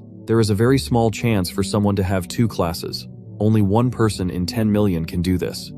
The cloud symbol and the lightning symbol. These rare people are called dual classers. Ma Long realizes Si Chen is one of these extremely rare warriors. The world has fewer than 10 people with 2 classes. These people are very famous, and every guild wants to find them. Ma Long screams in shock as he realizes Si Chen is a dual classer. Si Chen stands in a bright blue aura while wearing a white bone mask. He has 2 classes. Then, a notification on the screen shows his strength and stamina increase 3 times. Ma Long screams again in total disbelief. He sees that Si Chen actually possesses 3 different classes. Si Chen's eyes glowed with a fierce blue light, and he reached max stamina and max strength. Si Chen notes that every single one of his classes is incredibly powerful. Si Chen is then leaping through the air. He is surrounded by swirling pink and purple energy. He prepares to strike with his massive, glowing pink blade. The monster stands in the distance, overshadowed by Si Chen's power. Ma Long looks completely terrified. He thinks about the crushing aura the monster had earlier in the fight. He realizes that Si Chen's current power is now even greater than the monster's pressure. The frostbound Lich King lets out a loud, high-pitched scream as it is struck. Si Chen activates a powerful move called Triple Calamity Overload Mode. He delivers a massive vertical slice that fills the panel with bright pink and purple light. The monster is torn apart by the force of the blade. The skeletal body of the Lich King shatters into many white bones and torn pieces of cloth. Si Chen kneels on the ground, holding his glowing weapon as the monster is destroyed. A victory screen appears over Si Chen. He stands in a bright pillar of yellow light as the system updates. He earns 5,000 experience points from the battle. A notification flashes, "Level up," showing that Si Chen has reached level 17. At the bottom of the screen, a loot window appears. It confirms that he has obtained a new item called Frostbone Skewers. Ma Long looks down at the skeletal remains of the monster lord in the snow. He is very impressed. He tells Si Chen that he should have known he could win. He says Si Chen defeated a C-rank monster lord with only 1 hit. Si Chen asks Ma Long if their other 2 roommates are still trapped in the ice. He asks if Ma Long has enough energy left to defrost them. Ma Long realizes he forgot about his friends. He runs quickly across the snowy ground toward the large ice spikes. He shouts that he totally forgot about Xiang Zuo and Xiang Yu. He tells them to hang in there as he rushes to help. Si Chen stays behind and watches him run. The skeletal skull of the frostbound Lich King lies on the ground. A system box appears above the skull. The box displays the word Devourer in large white letters. Si Chen reaches his hand toward the remains of the monster. A bright red light glows from his palm and pulses with energy. A red digital loading bar appears at the top of the screen with the word Devouring. Swirling white energy pulls the skeletal head of the frostbound Lich King into Si Chen's body. A system message appears stating that the devouring is complete. A card appears in front of him. It displays the frostbound Lich King and identifies the new class as Cloud Mage. The card shows star ratings for stats like strength, speed, and mental power. It also lists the skills Frostbone Skewers and Arctic Nova. Si Chen says that he has gained a new class called Cloud Mage. He explains that this is the first time he has obtained a new class while outside of the Dream Realm. Si Chen looks calmly at the snowy ground. He sees that the small robot camera is completely covered in ice. He thinks about the previous Arctic Nova attack. He realizes his true powers were not seen by the judges because the camera was frozen. He tells himself there is still plenty of time to finish the test. He wants to earn a perfect score for his team. In the background, Ma Long continues to use his energy to help the other two roommates. A screen appears in front of Si Chen. A notification flashes with the words, "Class level up." He has reached 100% experience for his current class. He gains 1 new star. The system tells him he can now use this star to increase his various stats. Si Chen looks at a glowing icon on his system screen.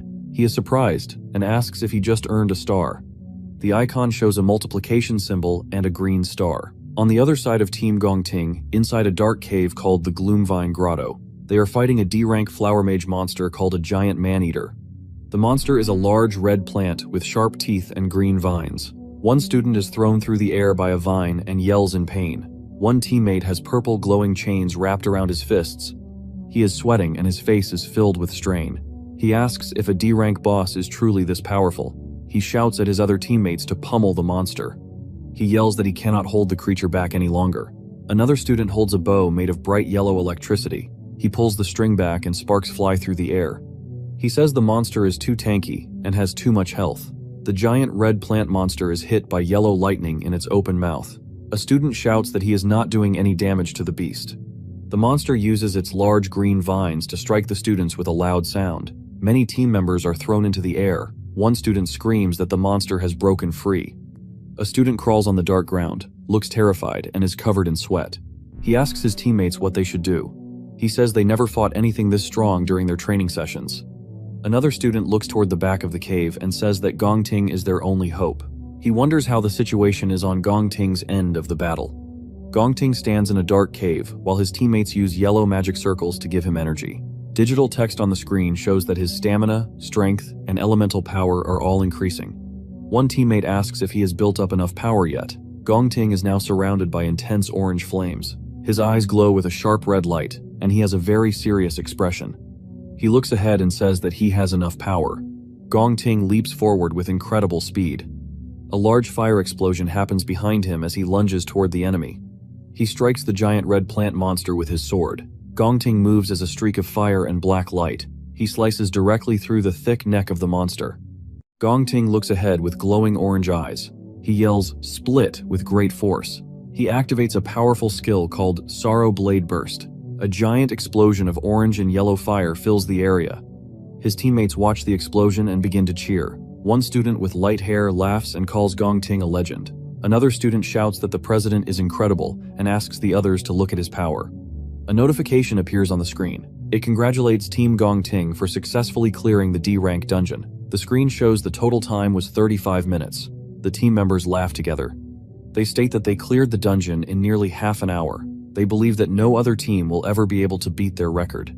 Gongting stands silently in the middle of the burning fire while holding his glowing sword. A student walks with his teammate through a hallway. He says that even a low-tier F-rank dungeon takes most people an hour to finish. He laughs and says that anyone else leaving the area now must be trash who gave up early. Many students are sitting on long benches. Most of them are covered in bandages and look defeated. One student crouches on the floor and holds his head in fear. He begs the monsters not to kill him. His teammate tells him to calm down because they left the dungeon a long time ago. Nearby, a girl says the monsters were too terrifying. A student watches from a distance and says that Si Chen's group gave up and left early, just as he expected. In the corner, Si Chen leans against the wall. He looks at his phone with a calm expression. His 3 roommates sit on the bench next to him. They are wrapped in gray blankets and look very exhausted. One roommate has a crutch leaning against his seat. Si Chen sits on a bench in the waiting room. Gongcheng walks up to him and mocks him. He says that Si Chen could not even finish the assessment. He asks Si Chen where his tough attitude went. Gongting stands nearby and tells Gongcheng to come back. He sees a group of men in suits arriving at the entrance. Gongting says the vice chairman is here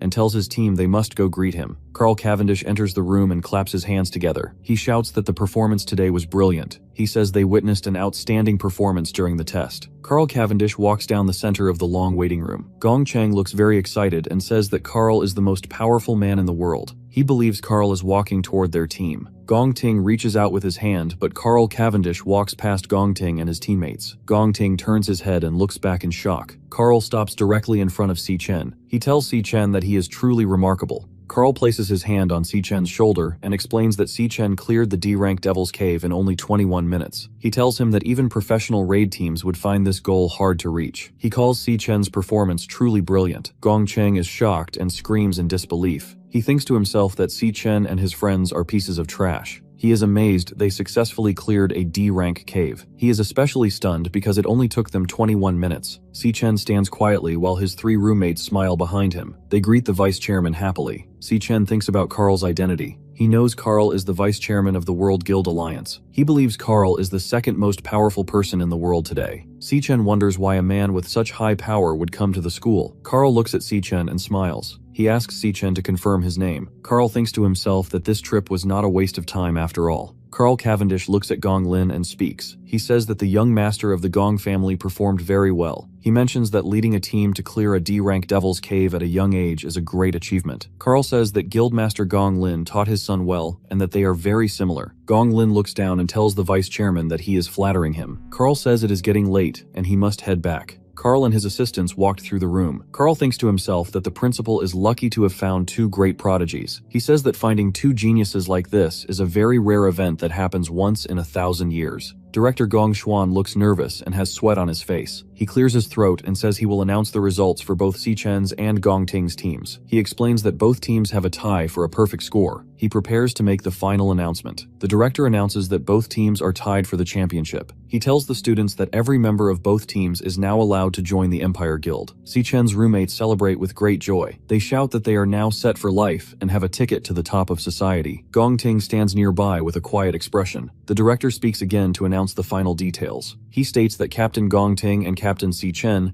will both be given core management positions within the Empire Guild. He also says that the 2 of them will split the 1 million prize money equally. Gong Ting looks slightly shocked by the news. Si-chen looks back at him with a calm face. Si-chen thinks about the prize money and realizes he will only receive 500,000 yuan. He remembers his promise to pay back 1 million yuan to Qingji within a month. He tells himself he must find a way to earn the other 500,000 yuan as quickly as possible. Gong Ting stands in the shadows and says there can only be one champion. He looks directly at Si-chen and loudly demands a one-on-one tiebreaker match against Si-chen. Director Gong Xuan looks extremely shocked and sweats. The other students and the high-ranking officials watch the confrontation. The director leans in and whispers to Gong Ting. He asks Gong Ting what nonsense he is talking about. The ranking assessment ends in a tie for first place. Most people believe this is a perfect result and think Si-chen will not want to fight again. However, Si-chen looks at Gong Ting and says if he will be allowed to keep the entire 1 million yuan prize if he wins a tiebreaker match. Director Gong Xuan is shocked by the question and spits in surprise. Gong Ting tells Si-chen that if he can win the fight, he can take all the money. Carl Cavendish watches the 2 students from the side. He smiles and says the situation is very interesting. He remarks that the performance has not ended yet. They walk toward each other until they are standing face to face. They stare intensely into each other's eyes. Si-chen asks Gong Ting how they are going to settle the match and determine the winner. Sometime later, Si-chen sits on a couch in a luxury room. He says that he must repay his debt. He asks for a 1-week extension on the deadline. He explains that he received 500,000 less than he expected. This happened because the graduation exam ended in a tie. Si-chen tells Qingji that he will have a one-on-one tiebreaker match with Gong Ting. He says the fight will happen in 1 week. They will go to a wild devil's cave outside of the school. Qingji looks very shocked and says the cave is far too dangerous for students. He notes that neither of them has professional guild training. Si-chen tells Qingji not to worry. He says he will get the remaining money after he wins the match. He also promises to give Qingji all the monster materials he finds inside the cave. He tells the guild leader to keep the monster materials as interest for the 1-week deadline extension. Qingji places his hand over his mouth and thinks to himself that Si-chen is extraordinary. He notices that Si-chen shows no fear about entering a dangerous wild devil's cave. He is surprised that Si-chen only cares about his debt and interest. Si-chen holds a small glass of water in his hand. He states that there is another reason for his visit today. He says this reason is even more important than the loan. Qingji looks back at him and waits for him to continue.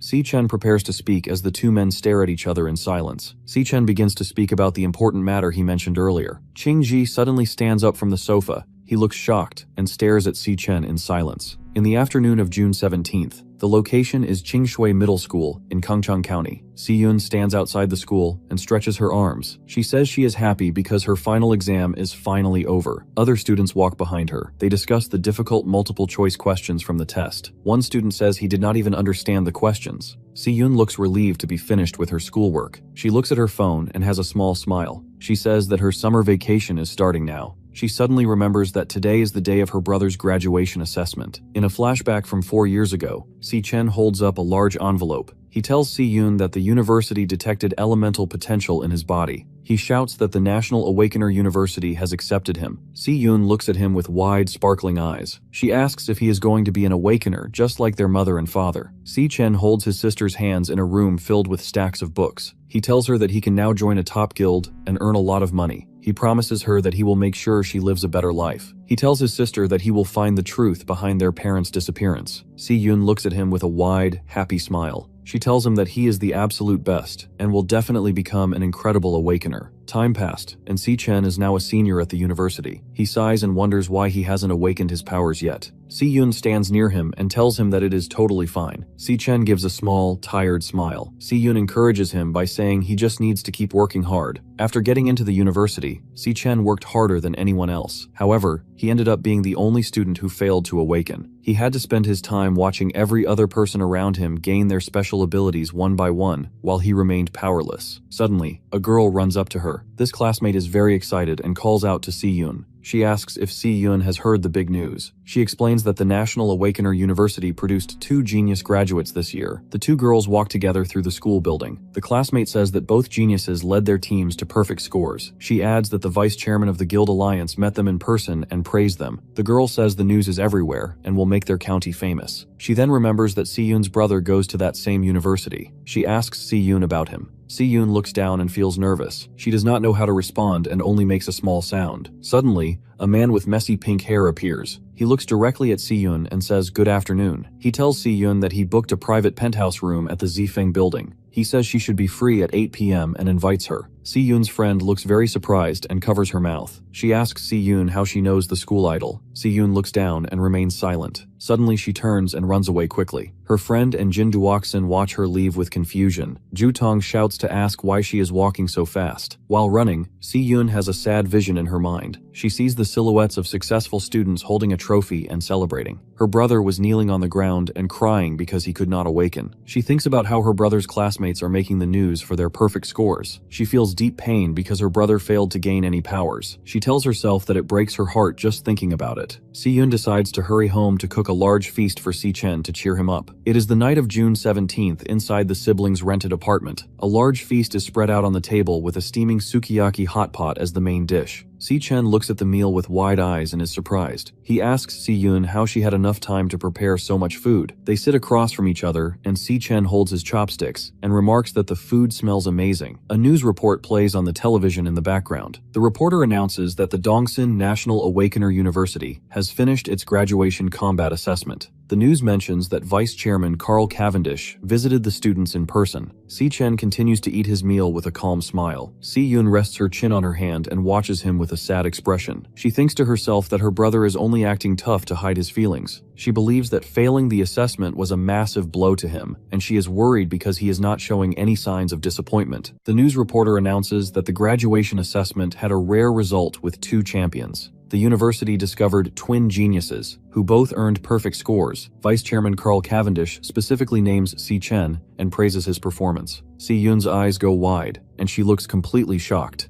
She stares at the screen and realizes the reporter is talking about her brother. She looks over at Si-chen, who is calmly sitting across from her and drinking from a cup. She asks herself if her brother really led his team to a perfect score. She wonders how he achieved such a high rank. She looks at her brother with a soft smile and tears in her eyes. She thinks to herself that he is a silly brother. It is the 17th of June 2157, the day of the graduation combat assessment. Vice Chairman Carl Cavendish sits in a restaurant and eats a piece of meat with chopsticks. He smiles and says the trip was definitely worth it because he found a gem. Ling Yu sits across the table from him and Carl asks her why she chose to join Si-chen's team. He places a brown envelope stamped "Secret" on the table. He reads the assessment report and notes that Si-chen cleared a D-rank dungeon in only 21 minutes. Carl explains that even a professional guild team would find this task difficult. Ling Yu says she knows Si-chen's secret. She reveals that Si-chen trained in a highly dangerous wild devil's cave before the school exam. Carl looks very surprised by this information. Meanwhile, Si-chen stands in the snowy wasteland inside the Devil's Tower. He looks at his digital system screen, now a level 17 lightning assassin. Si-Chen sees that his stats have increased significantly after leveling up, and his speed is now at 405. A notification card shows that he earned 1 new star point to add to his stats. 10 days remain before the graduation combat assessment. He explains that he has been training continuously on this floor. This hard work allowed him to successfully upgrade the star levels of his classes. His stat numbers quickly increase on the digital screen. However, he reveals some bad news. 2 dark purple phantom lions prowl on the snowy ground. Suddenly, a massive purple phantom lion king appears. Si-Chen explains that the monsters on this floor have started to mutate into B-rank bosses. Just then, he activates a skill called Divine Flash and shoots forward like a bolt of lightning. He strikes the giant Lion King and swings his sword down in a blinding flash of light. Si-Chen says that despite their new power, they are still just regular monsters to him. He states he can finish the fight in seconds. He explains that the real problem is the endless number of enemies. As several more phantom lions appear over the snowy hill, he notes that every time he clears a group, a new wave immediately spawns to replace them. He swings his blade and dodges a leaping purple lion. He tells himself to wait a little more until his body reaches its physical limits. He lunges forward, covered in yellow lightning. A purple lion is hit by yellow energy and crashes hard into the snow. Si-Chen falls to his knees, sweating and breathing heavily. He realizes the large monster is completely toying with him. Si-Chen looks serious and notes that his stamina will be completely depleted soon. He jumps backward high into the air with his blade to escape another attacking lion. Suddenly, a bright blue light surrounds him, and a system message announces a class switch. Si-Chen's eyes glow with intense blue light as ice forms over his body. He says it is time to test out his new power. The transformation finishes, and Si-Chen becomes a level 17 Frostbone Skeleton King. A digital card displays his new Cloud Mage stats and ice abilities. Then, he uses a Cloud Mage skill called Frost Spike. Many sharp ice spikes shoot down from the bright blue sky. The spikes hit the snowy ground and create massive blue explosions around the giant purple lion. Si-Chen notes that his stamina is almost completely gone. He tells himself he must finish the battle quickly before his skills go on cooldown. He unleashes another huge wave of ice spikes that curve through the air and strike the roaring lion boss, creating a large blast of blue energy. Suddenly, a dark black portal appears high in the sky. Massive rings of ice form and crack along the snowy ground with loud banging sounds. The purple lions look around in shock as the endless horde of beasts finally stops coming. Si-Chen reaches his icy hand up toward the sky. The giant purple Lion King looks up with wide eyes and an open mouth. This ultimate attack is called the Frost Blast Bomb. The giant ice bomb hovers over the snowy wasteland while the lions stare up at it in fear. He stares forward and declares that not a single monster will escape. The giant purple lion opens its mouth and roars loudly. Si-Chen jumps high into the air. A massive explosion of blue and white energy erupts from the snowy ground with a loud sound. The monster is completely frozen inside a large block of jagged ice. Si-Chen holds a glowing pink sword and swings it down. A screen shows that his class switch is complete. Si-Chen's eyes now glow with bright blue light. He declares that the fight on the first floor of the dreamscape is finally over. He activates a stellar warrior skill called Triple Cataclysm in crushing mode. He strikes the frozen lion with a giant beam of pink energy. The powerful attack slices completely through the monster. Si-Chen stands in the snowy wasteland and holds his glowing sword. Several purple lions lie dead on the ground around him. Broken pieces of ice are scattered everywhere. One of the dead lions begins to turn white. Its body starts to fade into dark smoke. Si-Chen stares forward with glowing yellow eyes and tells the dead monster to talk. He reaches out his hand and demands to know the monster's exact class. The purple lion's body turns into dark smoke. Si-Chen absorbs the dark energy into his glowing hand. The energy transforms into a new purple digital card called Lion King Phantom Mane. Si-Chen looks at the floating card and says that he has never seen a tamer class before. He looks back at the snowy wasteland under the starry sky, where the giant lion boss used to stand behind its pack. He understands now why the boss refused to fight him directly. He explains that the boss had weak stats and hid behind its contracted beasts the whole time. Si-Chen reads the card's new skills. He notes that the teleportation ability, which lets the user jump to a beast to protect it, is amazingly good. His second skill allows him to forcibly contract beasts. He says this forced contracting ability is exactly what he needs right now. However, the card explains that the success rate is higher against heavily injured monsters. Si-Chen concludes that to successfully capture a contracted beast, he will have to beat the monster very badly first. Later, Si-Chen walks through the snow and enters a sandy desert. He looks around and says that the second floor is a barren desert. He sees an enormous skeleton lying in the sand and notes its massive size. A glowing orange pillar stands nearby, and a message states that the door to the second floor has finally opened. Inside the skeleton, two pink eyes glow brightly. Si-Chen quickly turns his head. He approaches a small rib cage in the sand. A tiny purple creature with pink eyes growls at him from inside the bones. Si-Chen calls the creature a feisty little guy and decides he must use force. He summons a yellow lightning blade in his hand. Si-Chen states that he is heading out now. He wonders what happened to the graduation exam while he was busy inside the tower. He looks at the small purple creature and says that it has an exceptionally strong bloodline. Si-Chen shouts that he will forcibly tame the creature right now. Si-Chen strikes the large skeletal monster with yellow lightning. A small white creature falls onto the sand with a plop. Si-Chen looks down at the creature and says he can see right through its disguise. He tells the small beast to stop acting. He smiles slightly and explains that nothing escapes his Eye of the Watcher ability, including the creature's true Lion King title. The small white lion looks up in surprise. Si-Chen turns around and walks toward the desert. He says the creature is out and sleeps deeply, so it is time for him to head to the next floor. Suddenly, a pink digital screen pops up behind him with a buzzing sound. The system screen announces an incoming beast contract request. It explains 2 passive skills. The first shares experience points equally between the master and the beast, and the second halves the cost of teleporting to the beast. Si-Chen looks back over his shoulder in surprise. The white lion sits calmly in the sand. A system window above the creature labels it as contractable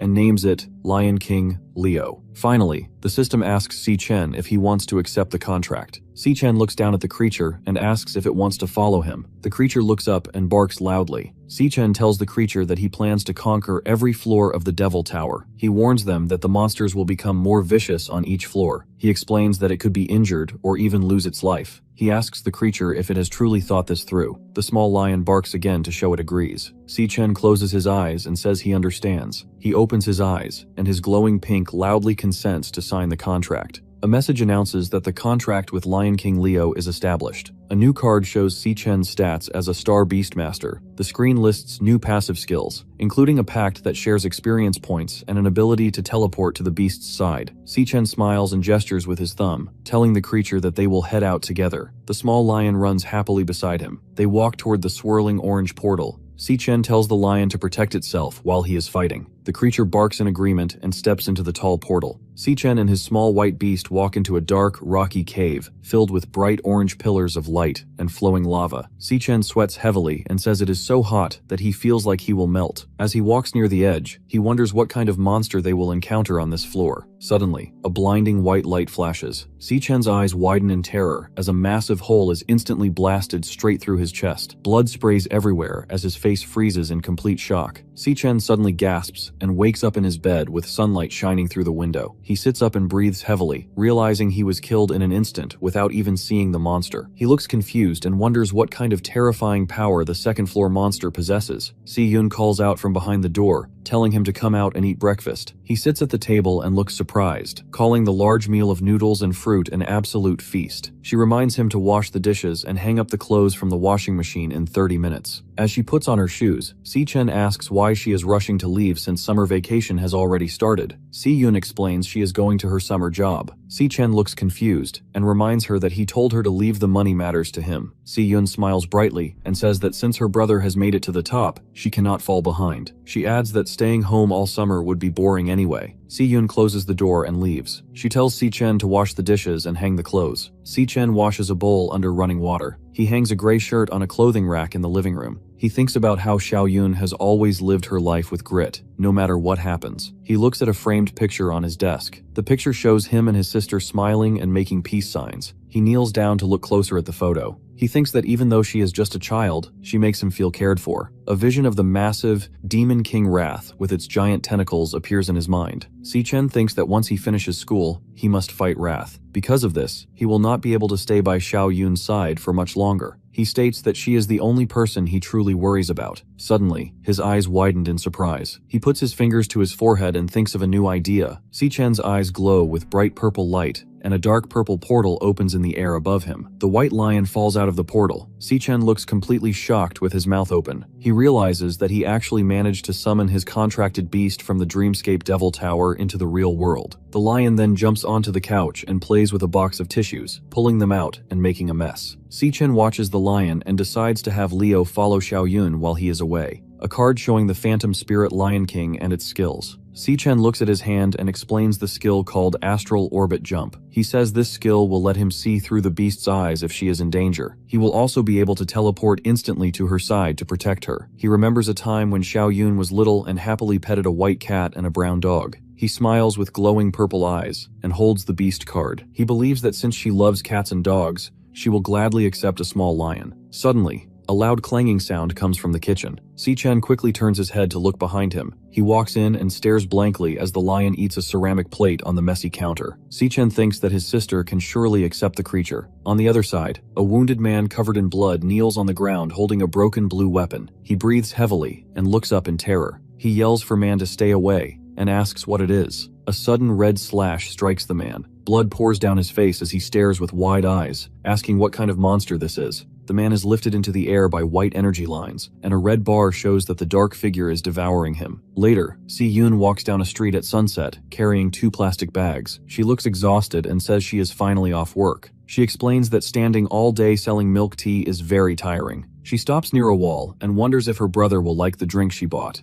She walks alone down a quiet alleyway. Suddenly, she stops and looks surprised when a voice speaks to her from the shadows, telling her that she has finally arrived. A boy named Jin Duoxin steps forward holding a large bouquet of beautiful red roses. He smiles and tells Xiao Yun that he has been waiting for her. He explains that she left school very fast last time, so she missed his date invitation. He tells her not to worry because he rented the entire top floor of the Zifeng building for them again tonight. Si-Yun asks him how he knew she lived in this area. Jin Duoxin smirks arrogantly and pushes his hair back. He explains that his father is the director of the first hospital, so using his connections to find her was very easy. Si-Yun does not accept his flowers. Instead, she walks past him and says they are from 2 completely different worlds. She firmly tells him never to come looking for her again. Suddenly, Jin Duoxin yells at her. He violently grabs her wrist to stop her from leaving. He becomes very angry and asks if she knows how much effort it takes to rent an entire floor at the Zifeng building. He tells her that he invited a bunch of friends, so her not showing up would completely disrespect him. Si-Yun glares back at him sharply and asks why she should show him any respect. She also tells him that staking out her home like this is incredibly creepy. Hearing the word creepy, Jin Duoxin's face turns dark and he asks her just who she thinks she is. He states that he tried to be nice to her, but she threw his kindness right back in his face. He violently threatens her, asking if she honestly believes he could not have his way with her in just 3 minutes. Suddenly, Si-Yun lunges forward and delivers a powerful headbutt directly into Jin Duoxin's face. Si-Yun walks away angrily while carrying her plastic bags. She tells Jin Duoxin to go get his brain checked at his father's hospital first. Si-Yun continues walking annoyedly, telling him to stop bothering her because he completely ruined her mood today. In the outside of their apartment building, the white lion looks up with bright eyes. Si-Yun lifts the little lion high into the air with both hands. Her eyes turn into pink hearts. She shouts in surprise and asks her brother where he bought such an adorable magical beast. She hugs the little white lion tightly against her cheek and smiles widely with floating hearts around her. Si-Chen sits calmly on a chair nearby and tells her that the creature's name is Leo and explains that she will be taking care of him from now on. Si-Yun sits on the couch, holding Leo happily, and excitedly asks if she can really raise a little lion. His smartphone rings and a sound comes from the device. He looks down at the screen with wide eyes. The phone screen displays an email from the Guild Supervisory Bureau. The message states that his application has been approved after a careful review. The email also tells him to contact the Bureau if he has questions and wishes him a pleasant life. Si-Chen thinks to himself that his application is finally approved. He notes that his plan can now proceed smoothly. He lowers the phone, looks forward, and states that his next goal is to win the tiebreaker match. He declares that he must win this fight in exactly 6 days. 6 days later, on the 24th of June, 2157, the day of the tiebreaker assessment arrived. At 3:10 p.m. in the outskirts of Greenlight Forest, Director Gong Xuan stands in front of a bright portal located inside the trunk of a massive tree. Scientists and equipment surround the area. Gong Xuan calls for the attention of the 2 candidates. He announces that the school board decided the tiebreaker will happen inside this Wild Devil's Cave, which equipment surveys confirm is a D-rank cave. Gong Xuan reminds them of their agreement to be assessed in the same cave together. He warns them that the inside of a wild cave is completely unknown, making the risks much higher than normal school assessments. Because of this danger, the school brought in 3 senior Guild Raid team members from the Dongxin Nation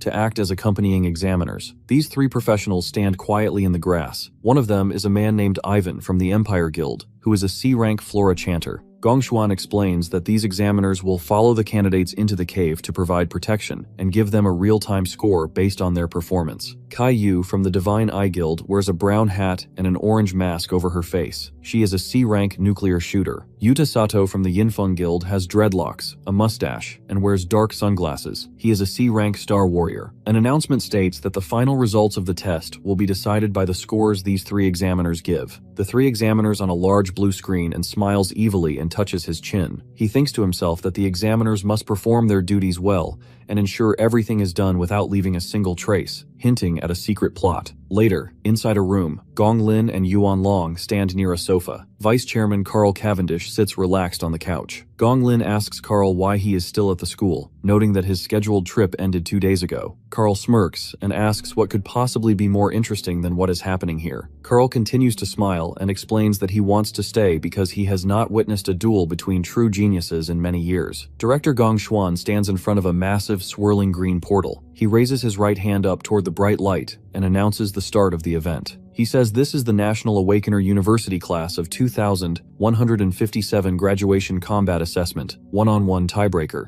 He declares the match is between Si Chen and Gong Ting, Si Chen's eyes glowing with intense yellow light. The announcement states that the match officially begins. Si Chen and Gong Ting walk forward into the bright green portal. The 3 examiners walk in behind them, accompanied by a small floating camera drone. Kai Yu looks at the surroundings and notes that there are dead trees everywhere. She explains that it looks like a flora-type devil's cave. Behind her, Ivan holds up a cigarette and asks Yuta if he wants a smoke. Yuta refuses and reminds Ivan that they are proctoring an exam and the cameras are still rolling. Suddenly, a jagged red light begins to flash brightly on Si Chen's chest. Massive red signs appear directly in front of him. He thinks to himself that this is the first time he has ever seen the Devil Heart issue a warning. Si Chen thinks to himself that this is the first time the Demon Heart has ever thrown out a warning. Suddenly, the red warning vanishes with a glitching sound. He looks to the side and wonders if high-ranked monsters can really hide inside a D-rank dungeon. Si Chen and Gong Ting walk forward into a dark forest. Gong Ting walks in front while holding his sword, and Si Chen follows behind with his hands in his pockets. Up on a rocky ledge, the 3 examiners watch the students closely. One examiner notes that the fog is absolutely suffocating. Another examiner tells the group to stay on high alert and to keep their eyes on the examinees without looking away. Suddenly, the rocky ground near the students cracks open with a loud snap. A green monster bursts out of the earth, sending rocks flying into the air. A system box identifies the beast as a poison cage ant, which is a D-rank flower archer. Gong Ting quickly grabs the hilt of his sword. He pulls the glowing blade out of its sheath and rushes forward with his sword drawn. The examiner says that the student's reaction time is amazing. However, he explains that wild dungeon monsters are very different from the ones at school. He states that wild monsters are faster, crueler, and fight dirty. The green ant monster leaps into the air. It uses a flower archer skill called Toxic Volley. It shoots multiple bright green, glowing balls of poison at Gong Ting. Gong Ting moves incredibly fast. He leaves a zigzag trail of yellow light as he easily dodges the poison attacks. Gong Ting swings his glowing yellow sword upward and slices the monster completely in half. Gong Ting lands on his feet and holds his glowing sword in front of his face. He quickly thrusts his sword forward and pierces the top half of the monster directly in the chest. He then uses a nuclear warrior skill called Blaze Blade Barrage. A massive orange and yellow fiery explosion erupts from his sword and completely destroys the monster. The 3 examiners watch quietly from the rocky cliff as smoke and ash blow past them in the wind. In a room, teachers watch Si Chen on a large blue screen. Carl Cavendish sits in a chair and asks Stephen what he thinks Si Chen is searching for in the wild forest. Stephen smiles and explains his guess that Si Chen is hunting for a way to defeat all the enemies at once in a single move. In the forest, Si Chen steps his shoe onto a massive web of dead tree roots. He looks down at the center of the twisted roots. He raises his arm and clenches his fist. Bright yellow lightning sparks around his hand, and his eyes glow yellow. He says that he finally found it. He slams a huge bolt of lightning directly into the ground. The electricity shoots through the earth and the roots. A massive pillar of yellow lightning explodes from the ground. The powerful blast completely destroys the ground and throws multiple green ant monsters high into the air. The examiner shouts that Si Chen is going straight for the monster nest and asks if he has completely lost his mind. The examiner yells that there are dangerous D-rank monsters inside and warns that Si-Chen will get everyone killed. Gongting wonders if Si-Chen is actually going to attack them all. Si-Chen activates a lightning assassin skill called Flash God. He shoots forward with incredible speed. He moves in rapid zigzag lines across the battlefield. He strikes the giant green ant monsters one by one. Bright yellow light flashes as he kicks and punches the beasts with great force. In a final powerful attack, Si-Chen destroys all the monsters at the exact same time. He lands on the ground holding a yellow lightning blade as sliced pieces of the green monsters rain down around him. The three examiners look completely shocked, and the examiner with dreadlocks lowers his sunglasses and asks what Si-Chen just did. They explain that Si-Chen is only listed as an E-rank student, but he just wiped out many D-rank monsters at once. They wonder how to score him now, because they cannot fairly give him a low grade. The examiners sweat and whisper to each other, trying to find excuses to lower his score by calling his fighting style dangerously reckless, too narrow, or too repetitive. In the room, Principal Yuan Long laughs loudly and tells Carl Cavendish that he was right. Gonglin stands nearby and says the exam is already very interesting because of this spectacular clash. He clenches his fist tightly and states that he cannot wait to see how Cole responds to this. Suddenly, the blue viewing screen glitches with heavy static. A red warning box appears that says the signal is lost, leaving the men in the room confused. At 16, outside the dungeon, the large cave entrance suddenly vanishes. Director Gong Shua stands in front of the empty rock wall and yells in shock that the entrance just disappeared. Nearby, a technician looks nervously at his computer equipment. He tells his boss that they have no idea what is going on. He explains that the machine suddenly started showing signal errors and then just stopped working. Hearing this, Director Gong Shua shouts at his team to move quickly and call the command center right now. He loudly asks if something went horribly wrong inside the dungeon. Meanwhile, inside the dark dungeon forest, Si-Chen stops walking and looks back in surprise at the magical music. Gongting also looks up at the magic with a confused face. Suddenly, they all start hearing a weird noise. Caillou asks if anyone else is hearing that sound. Yuta Sato agrees and says yes, he hears it too, and adds that it sounds like some kind of strange music. Si-Chen suddenly looks very shocked and terrified as he realizes what the sound actually is. He says in his mind, "This is the Demon King Wrath's voice." He asks himself why Wrath's voice is coming from inside this dungeon. He thinks that this Demon King is not supposed to appear for another 3 years. Suddenly, loud noises start playing and red warning signs pop up all around the back of Si-Chen's head. The signs flash an alert that a highly dangerous creature is detected. Si-Chen thinks to himself that his demon heart is screaming another warning at him. Si-Chen realizes that there is something standing right behind him. In a wide view of the forest, heavy thud sounds echo through the trees. A creepy laugh echoes through the trees. Caillou nervously wonders what kind of terrifying creature is hiding in the thick mist. Deep inside the fog, 2 huge bright pink eyes suddenly glow. Then, a giant monster steps out completely. The monster is none other than a praying mantis insect. The mantis greets the humans, confidently mocking them for walking right into its trap.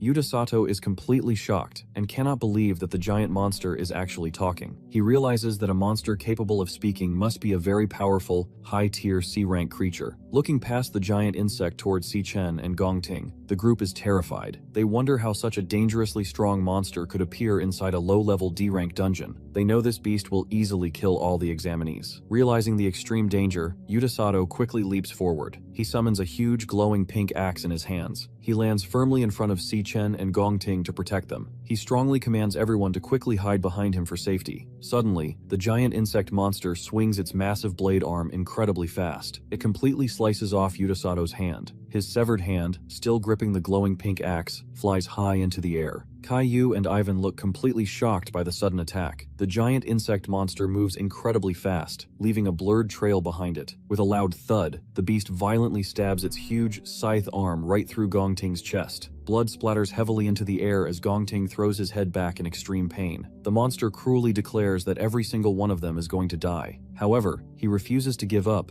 and with a powerful downward swing, he fiercely strikes back at the monster. The giant insect eyes widened in sudden surprise. With a loud bam, Gongting delivers a powerful kick to the creature's body. The strong force sends the monster sliding backward across the dirt path. Gongting turns his head slightly and says that because the monster managed to hurt him first, the rules of combat priority mean this battle belongs only to him. Gongting's eyes glow as he strictly warns Si-Chen not to interfere in the fight. Looking past Gongting, Si-Chen uses his power to scan the distant creature. A glowing sign pops up over the monster's head. The scan reveals that this dangerous beast is a C-rank mid-tier monster. The monster is actually a more dangerous C-rank high-tier creature. In the background, Ivan runs down the rocky hill and Caillou urgently yells at Gongting. She tells him that he needs medical treatment right away. She strongly suggests they stop the exam and escape immediately because the monster is far too powerful for him. Gongting quickly heals his chest with his hand and simply says no. Si-Chen realizes that Gongting is using the extreme heat of his own fire magic to burn and seal his bleeding cut. As smoke rises from Gongting's chest, he grips his sword, which now blazes with bright, hot flames. Gongting loudly shouts that the battle will not end until one of them is dead. The giant insect monster stares back at him with its huge pink eyes. Gongting leaps high into the air, gripping his sword with both hands and swings his weapon down fiercely. At the solid rock wall where the dungeon entrance used to be, a man with long white hair stands looking at the blank wall alongside the man and several guards. The man calmly explains that they have seen dungeon entrances disappear like this before. He says this means a very smart monster is controlling the dungeon from the inside. This intelligent creature leaves the door open on purpose to trick humans into entering, and then it firmly shuts the trap to lock them inside. His name is Silas Lin, and he is the leader of the King Squad from the Imperial Guild. Right behind him, Director Gong Shua is panicking and asks Silas Lin what they are supposed to do now. He desperately asks if there is any way at all to force the dungeon entrance back open, because a man named Cole is still trapped inside. Silas Lin looks serious and explains that there is only one way to make the exit appear again. He says that someone trapped inside must find and kill the boss monster, known as the Overlord. Director Gong Shua smiles nervously and feels a little bit hopeful. He thinks that since it is supposed to be a weak D-rank dungeon, the boss is only a C-rank monster, which means the fighters inside might actually win. However, Silas quickly ruins his hope and explains that the D-rank reading was a complete lie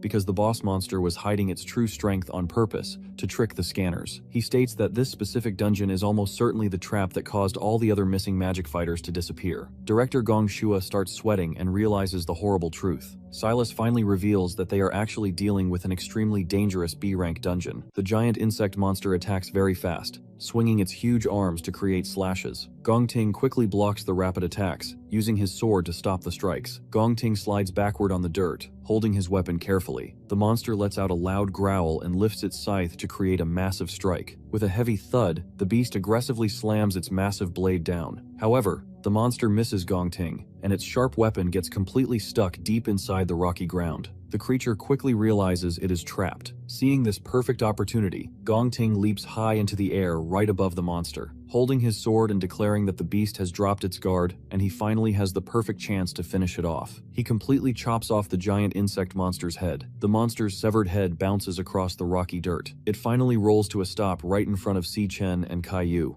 Caillou loudly says she cannot believe Gongting, whom she calls Cole, actually defeated the giant overlord boss all by himself. Looking at the victorious Gongting standing far away, Si-Chen thinks to himself that his strength is seriously impressive and nothing to laugh at. Meanwhile, Ivan sits on the ground and uses magic to heal Yuta Sato's completely severed arm. Yuta slowly opens his eyes and thanks Ivan for saving him just in time. Suddenly, Yuta notices his digital wrist bracelet. He quickly warns the group that his device just lost its connection. He nervously realizes that they are now completely cut off from the outside world and cannot call for help. Caillou confirms that her signal is also dead. She explains that their compass positioning system is completely broken too. Nearby, Yuta Sato looks nervously at the broken camera drone on the ground and asks when the drone stopped working. Suddenly, Gongting hears a strange noise and looks back. The headless body of the giant insect monster starts moving as bright green blood drips from its neck. The beast jumps high into the air and raises its sharp arm to attack Gongting from behind. Gongting turns around in complete shock. Right before the monster can hit him, Bright slashes rapidly across its body. With a loud smash, the giant monster is instantly cut into many flying pieces. Si-Chen stands right behind the monster's remains with his arm swung out, having quickly destroyed the beast to save Gongting. Glowing text appears near Si-Chen, showing he just gained 2,000 experience points. Gongting loudly asks how the creature was still able to move and attack after he had completely chopped off its head. Si-Chen strictly warns the rest of the group to escape the dungeon immediately. He explains that any of them could be the next person to get hypnotized by the strange magic. Gongting looks very confused, sweating slightly as he asks Si-Chen how he could possibly know that. Yuta Sato looks angry and yells, asking Si-chen if he is crazy. Yuta explains that this dungeon is only supposed to have one C-rank overlord boss. Yuta argues that the beast they just killed was a very strong, high-tier C-rank creature. Because of its high power, Yuta firmly believes it had to be the final boss. Suddenly, Si-chen looks terrified as red warning signs pop up all around his head, alerting him that another highly dangerous creature has been detected nearby. Deep inside the cave, a loud buzzing sound continues. The strange magical music reaches Kai-yu, and her eyes instantly glow bright pink as she is hypnotized. The glowing pink magic also wraps around Ivan's head, making his eyes glow pink too. Yuta Sato is seen right behind Ivan as the mind-controlling spell takes over the group. Si-chen quickly plugs his ear with his finger to block out the magical sound. He thinks to himself that his warning came too late. Si-chen recognizes this strange sound immediately and remembers a terrible event from his past life. In another dark memory, Si-chen holds his sister in his arms. He recalls that the Demon King Wrath used this exact magical sound to hypnotize and murder millions of innocent humans all over the world. Back in the present, Si-chen watches his teammates closely. Kai-yu, Ivan, and Yuta Sato walk right past him like mindless zombies. Si-chen realizes that the true boss of this dungeon must be connected to the Demon King Wrath. He bravely follows behind them. He thinks to himself that it is finally time to meet this terrifying enemy face to face. The group walks slowly into the glowing cave opening. Inside the cave, Si-chen sees red warning signs suddenly popping up everywhere. The large room is completely covered in glowing green eggs. In the center stands a mysterious tall figure. Giant snake heads with pink eyes move around the figure. The hypnotized team walks mindlessly past a pile of skulls, bones, and broken weapons. Si-chen thinks to himself that this boss uses the exact same alpha soundwave magic as the Demon King Wrath to control minds. He explains that he is completely safe because he prepared a special beta audio track in his earbud to block the mind control. He brought it just in case he ever had to face Wrath again. However, Si-chen knows they have absolutely no protection against hypnosis and could drop dead at any moment. He realizes he has to destroy this monster extremely fast to save their lives. The boss monster looks down at the hypnotized humans. Speaking in a scary voice, the creature slowly says that the group looks like very rich and fresh flesh to eat. Si-chen stands his ground among his hypnotized teammates and glares fiercely at the monster. In a courtyard, an 8-year-old boy named Cole Gong stands panting heavily. He holds the broken stick while standing over another young boy who lies completely defeated and bleeding on the floor. His father watches the brutal fight and calmly tells Cole that he has won once again. The father then explains the cruel rules to the children. He tells Cole that the winner is allowed to come up the stairs and eat food at the table. Cole drops his weapon and walks toward his father. However, his father announces a harsh punishment for the loser. He orders Edmund to stay on the ground and kneel there until the sun comes up.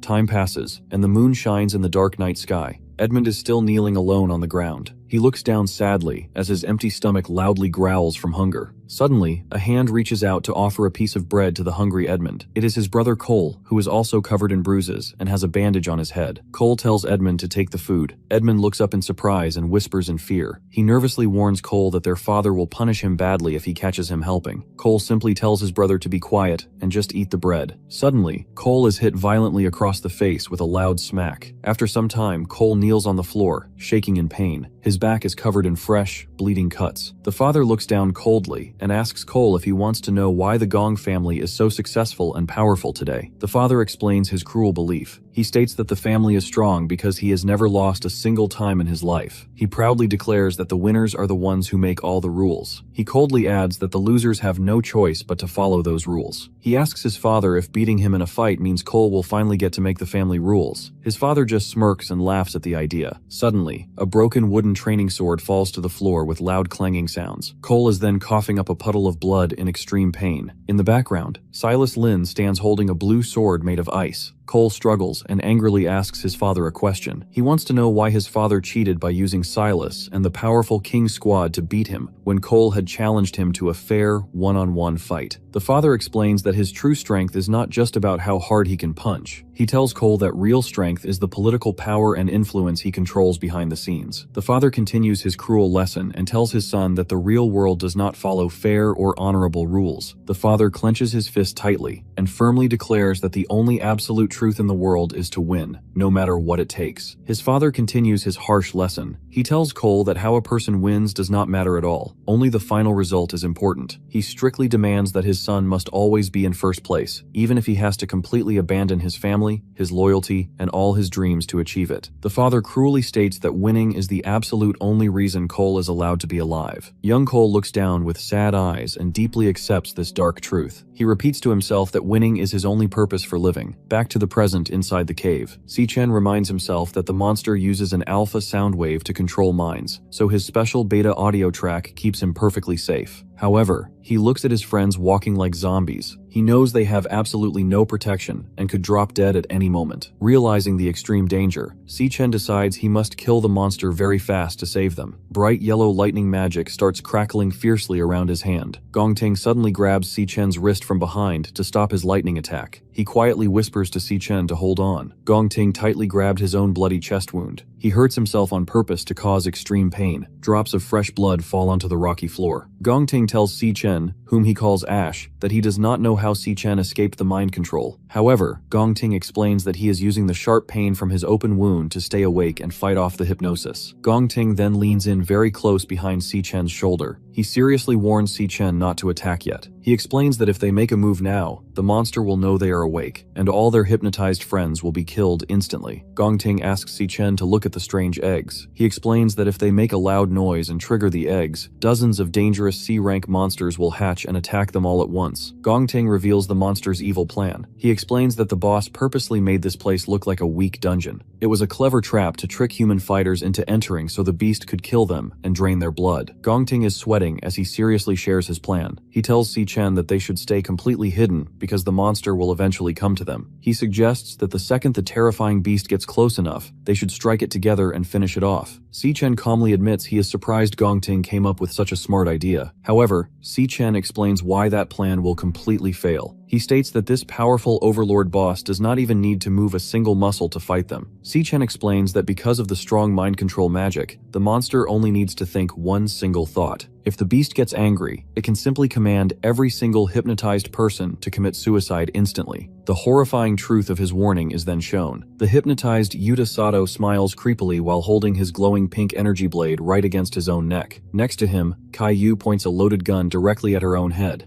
Finally, Ivan uses both of his hands to tightly choke his own throat. Suddenly, Si-Chen moves incredibly fast and quickly strikes Ivan, Chai-Yu, and Yuta Sato one by one. He successfully knocks all three of them safely unconscious before they can actually hurt themselves. The boss monster looks completely shocked by his sudden interference. Looking down at the unconscious humans lying perfectly still on the dirt floor, the angry boss complains that its perfect meal has been ruined. Suddenly, the giant green eggs start to crack open with loud popping noises. The boss monster commands its hidden army to attack the humans. The monsters burst completely out of the eggs. They look just like the giant praying mantis monster from earlier. A system screen appears, revealing that these hatched creatures are C-rank monsters, known as Blade Arm Mantis Flower Assassins. A massive swarm of these dangerous mantis monsters stands up. They march forward to completely surround Si-Chen, Gongting, and their helpless, sleeping friends. Gongting realizes the situation is terrible and says it is time to use their emergency plan. He pulls his sword out of its dark sheath. He calls out to Si-Chen, asking him to do just one important thing. Gongting steps forward bravely, holding his sword ready, and strictly tells Si-Chen to grab the sleeping teammates and escape the dungeon immediately. He confidently promises to stay behind and keep the monster swarm busy. Si-Chen looks back in surprise, his eyes wide. Gongting honestly admits that he knows he cannot defeat all these monsters by himself, but he is sure he can buy Si-Chen enough time to run away. Suddenly, a mantis monster leaps fiercely through the air at him with a loud, scary shriek. Gongting quickly swings his flaming sword to block the beast's rapid strikes. Gongting explains that he feels responsible for this mess because he was the one who demanded the tiebreaker competition, which dragged everyone into this deadly trap. Kneeling on the dirt and panting heavily, he firmly states that this deadly trap is entirely his fault, so he must be the one to fix it and clean up the mess. Suddenly, Si-Chen steps forward confidently as a digital system screen pops up in front of his chest, showing that he is currently loading and switching his battle class. Si-Chen tells Gongting that he completely misunderstood him. He reminds Gongting that he was not the only person who agreed to the tiebreaker trial, meaning they share the blame.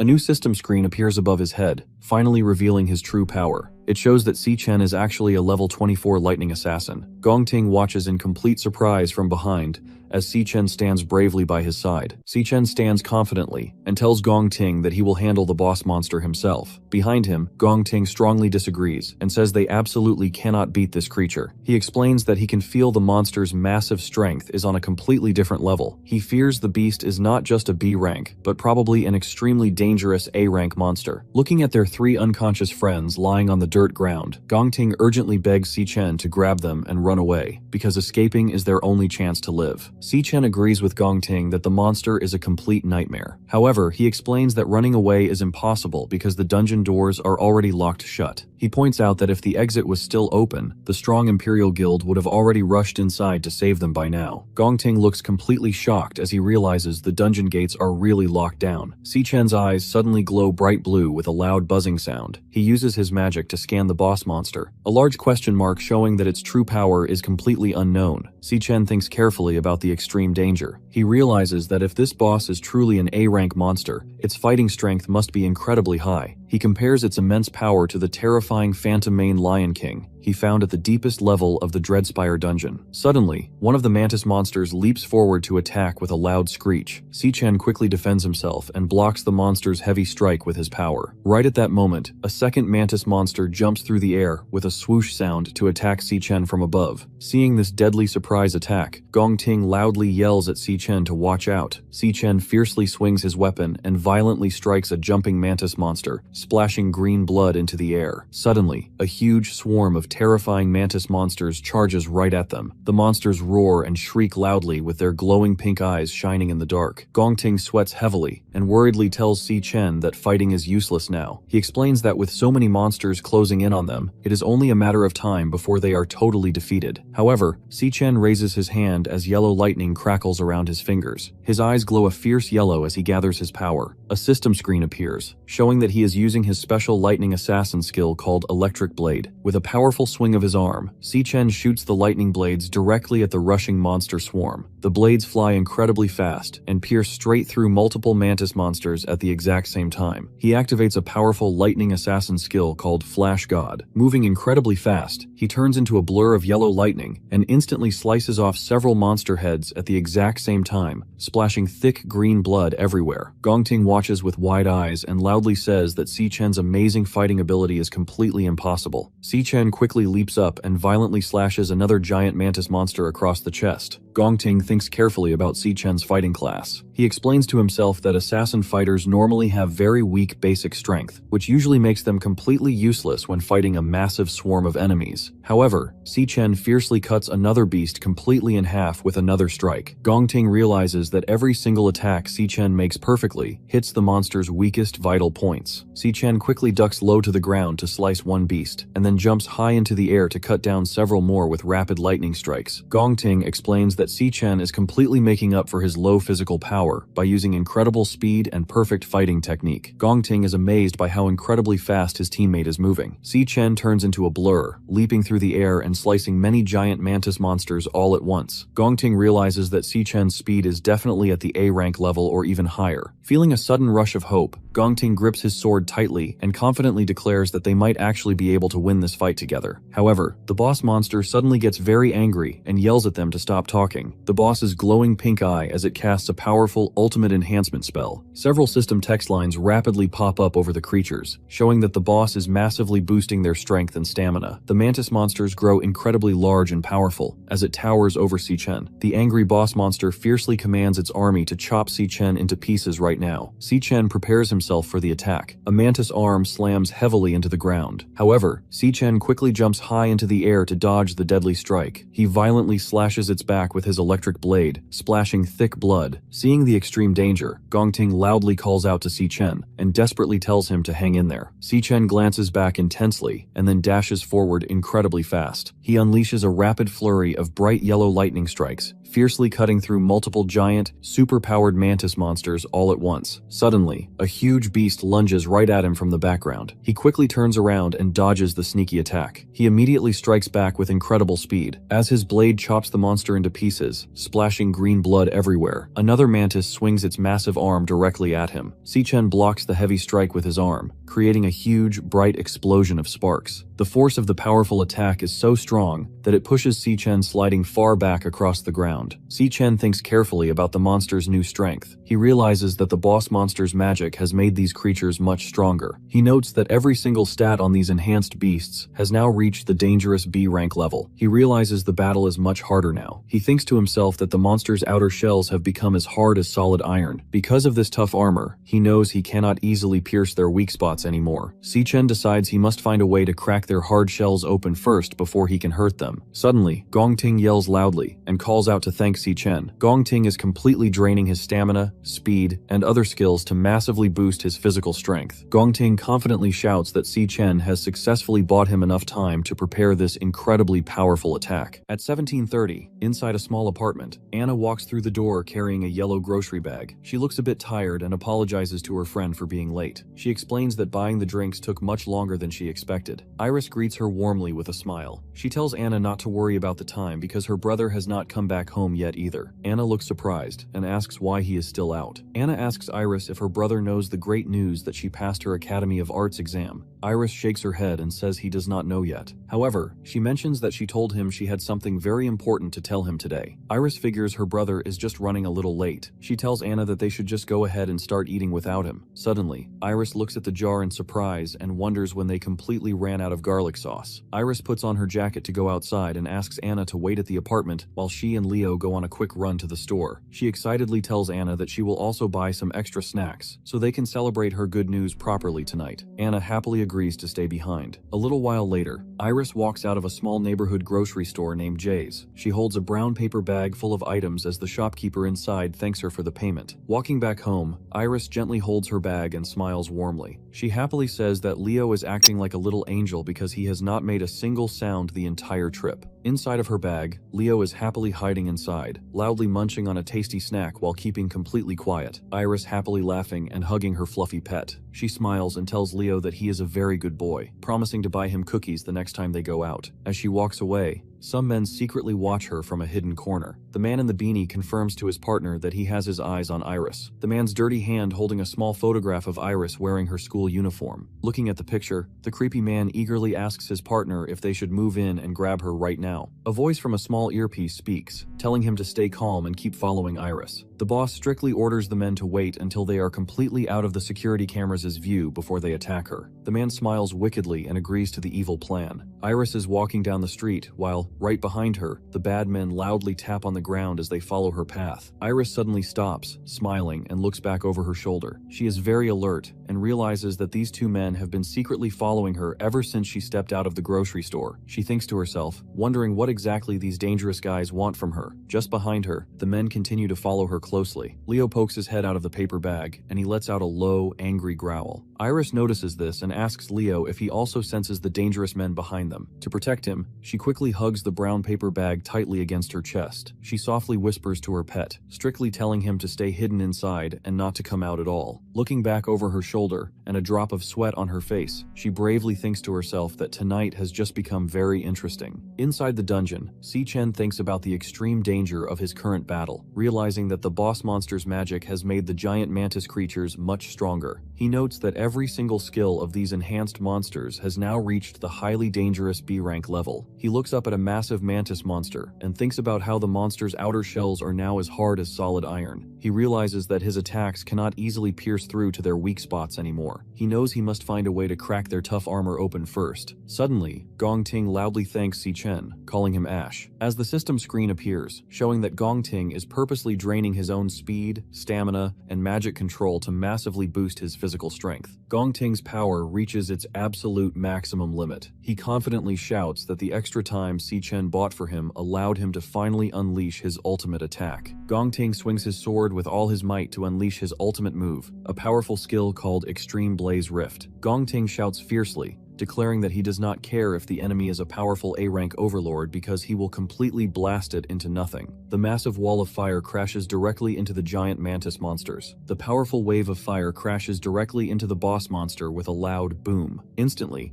a massive explosion completely fills the area with another huge boom. After the giant attack, Gongting knee heavily drops to the hard ground with a loud bam. He sweats and pants heavily while leaning on his sword just to stay upright. He groans in pain and tiredness. The warning text shows that his stamina, mental control, and magic control are all completely empty. Gongting looks very tired and feels relieved, and whispers that the fierce battle is finally over. The battlefield is completely covered with the dead bodies of the giant mantis monsters. Suddenly, a voice speaks from the flames. The boss monster laughs wickedly at them. It mocks Gongting and asks if that attack was really the best he could do. Hearing this terrifying voice, Gongting opens his eyes wide in pure shock. Behind him, Chen also turns his head in surprise. They realize that the powerful boss monster easily survived the huge explosion, the boss monster standing completely unhurt in the fire. He called Gongting a human and mocking him by saying his attack was very disappointing. Gongting looks completely pale and terrified. He thinks to himself in total despair that he used every single drop of his energy for that fiery strike. Gongting cannot believe that his ultimate move did not even leave a single scratch on it.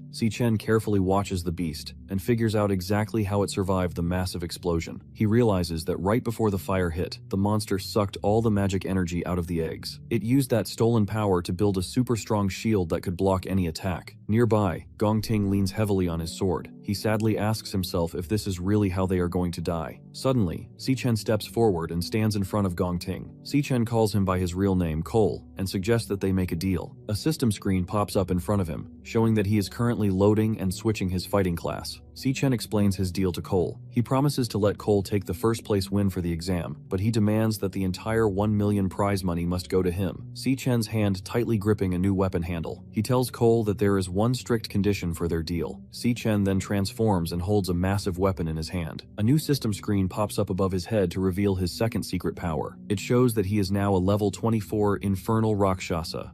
Chen seriously warns Cole to never tell anyone a single word about the secret power he is about to see. Cole stutters in pure disbelief and understands the amazing truth, and asks if Chen is actually a very rare dual-class user, which means he can fight using two completely different classes. Suddenly, on the ground, bright pink magic energy starts floating up from the dead bodies of the defeated mantis monsters. This glowing energy flies directly into Chen. A system screen appears and reveals his terrifying new skill called Ossuary Collapse. This dark power drains the leftover strength and stamina from all the dead bodies nearby, and turns it completely into his own energy. Many text alerts pop up, showing that Chen's strength and stamina are rapidly increasing. Cole watches this incredible display from a distance. He is completely amazed by Chen's overwhelming new power. The boss monster stares shocked by the sudden burst of power. As Chen breathes out a puff of white smoke, the screen shows that his stamina and strength have reached their absolute maximum limits. Looking incredibly powerful, Chen confidently speaks to Cole. He reminds Cole of their earlier agreement and firmly declares that he will defeat this dangerous boss monster all by himself. The boss monster has a powerful spell called Soul Rest. A giant green magic shield quickly forms around the boss to protect it. Cole grabs his head in terrible pain, and his hand bleeds. He angrily curses because the monster's mind control hypnosis is taking over his brain again. However, Chen stands perfectly still as the magic swirls all around his body, but he is completely unaffected. The boss monster looks very confused by this. The beast angrily asks why its strong hypnosis magic is not working on Chen at all. Chen ignores the monster, and now holds a weapon in his hand. Seeing this, the angry boss monster decides to use its ultimate attack. With loud slamming noises, the monster announces its finishing move. The beast unleashes a terrifying attack called Sonic Hell from inside its green shield. The monster's powerful magic storm hits the ground with loud sounds. Cole falls to his knees and holds his sword to stay upright. He groans in pain as the strong magic crashes into him with a heavy thud noise. However, Chen stands perfectly fine inside the dangerous storm. He steps forward with a loud tap of his boot. He walks calmly through the swirling storm right towards the monster's green shield. The boss monster says this is impossible, and loudly asks why its strongest attack cannot hurt Chen at all, as the angry boss orders the giant snake to bite Chen and tear his body into shreds. Chen tightly grips his jagged weapon and swings the blade with incredible power and slices completely through the giant purple snakehead. With a loud thud, thick blood splashes into the air as the severed head crashes to the dirt. Suddenly, two more massive snakes lunge down at him with loud boom. Chen does not panic. He leaps high into the air and violently swings his glowing pink weapon. He rapidly chops the extra snakeheads into falling bloody pieces. After destroying the terrifying snakes, Chen dashes forward very fast with loud tapping footsteps. He jumps straight toward the boss monster hiding inside its green magic shield. The boss tells Chen to save his breath and stop trying. He hears the monster brag about its perfect defense and calmly asks, "Oh really?" The system shows his powerful skill called Ossuary Collapse, which constantly drains energy from the dead monsters to make him even stronger. Si-Chen's eyes glow with blinding white light. A system message confirms that his physical strength has now reached its absolute maximum limit. Using all of this unstoppable power, a heavy strike hits the green shield. The boss monster looks completely shocked and asks what just happened. Cole is amazed that Si-Chen broke the strong barrier with only one hit. Cole loudly asks Si-Chen what kind of person he really is. With a loud boom, he prepares another powerful attack. A system screen shows he is using a skill called Triple Cataclysm in crushing mode. Si-Chen strikes the boss monster. The powerful hit creates a huge explosion. Smoke and dirt fly everywhere as the attack crashes into the hard ground. Slowly, the smoke clears away. The boss monster lies completely defeated in the center of the deep hole. The broken beast weakly says that losing to a human is impossible. Si-Chen has turned back into his normal human and looks down coldly at the beaten monster. He strictly orders the beast to talk and demands to know its connection to the Demon King Wrath. The monster asks how Si-Chen could possibly know the name of Lord Wrath. Si-Chen fiercely demands the monster to tell him everything. The monster's body has turned dark, melting goo with one glowing eye. It tells Si-Chen that if it actually knew where Wrath was, it would not be sitting here defeated. Instead, it would break Lord Wrath's seal. Hearing this, Si-Chen looks very surprised. He thinks to himself in complete shock, wondering if someone actually managed to seal the powerful Demon King away. Suddenly, the monster starts to laugh loudly and crazily. The monster transforms into a dark shadow surrounded by bright green flames. The creepy shadow laughs again and tells Si-Chen to just wait because Lord Wrath will definitely rise again. It declares that Lord Wrath will take back his demon armies and brutally slaughter every single human right down to the bone. After shouting this, the dark smoke completely disappeared. Si-Chen stands alone at the edge of the large crater. The glowing pink orb flies quickly through the air. Si-Chen holds out his bare hand, and the magic energy swirls directly into his palm. A system screen appears with a loading bar as he completely devours the monster's power. Next, a system card pops up to confirm the process is finished. The card reveals that the defeated boss was a phantom sorcerer and lists all of its powerful magic skills. Suddenly, a system announces that Si-Chen has successfully leveled up to level 25. Si-Chen holds the new green monster card and looks at the card with a very serious face and thinks deeply about the Demon King. He realizes that Wrath did not just suddenly appear out of nowhere many years ago. He understands that the Demon King was actually hiding in this world long before anyone ever knew. He notes that some unknown, powerful force managed to seal the monster away. He admits to himself that something huge happened back then, and he knows absolutely nothing about it. Suddenly, Si-Chen turns his head to look over his shoulder as he notices something behind him. Cole was coughing and covered in blood. He admits to Si-Chen that he never expected him to be a powerful dual-class user. Looking at Si-Chen in the giant crater, Cole confesses that Si-Chen is on a completely different level of strength. Cole honestly accepts his defeat and tells Si-Chen that he won the fight. Si-Chen looks back over his shoulder as Cole makes a serious promise. Cole swears he will keep Si-Chen's secret forever and take it to his grave. Suddenly, Cole coughs up a mouthful of blood in extreme pain. With a loud bam, he falls to his knees, leaning heavily on his sword while coughing. Si-Chen looks at the injured Cole and tries to comfort him. He explains that since the boss monster is dead, the dungeon exit should be completely open now. He tells Cole to hold on just a little bit longer because the rescue guild will rush inside to save them any second. Right after saying this, Si-Chen suddenly freezes in complete shock. His eyes instantly glow bright. Through his glowing pink eye, Si-Chen suddenly sees a terrifying vision. In his mind, he sees a man standing surrounded by dark shadows. Realizing the extreme danger, Si-Chen completely freezes in shock and worriedly calls out his sister's name, Iris.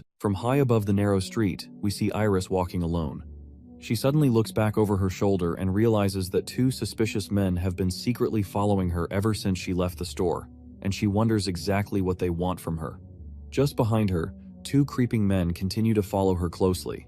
Suddenly, her fluffy Leo pokes his head out of her bag, and he lets out an angry growl. Iris notices this and asks Leo if he senses the danger too.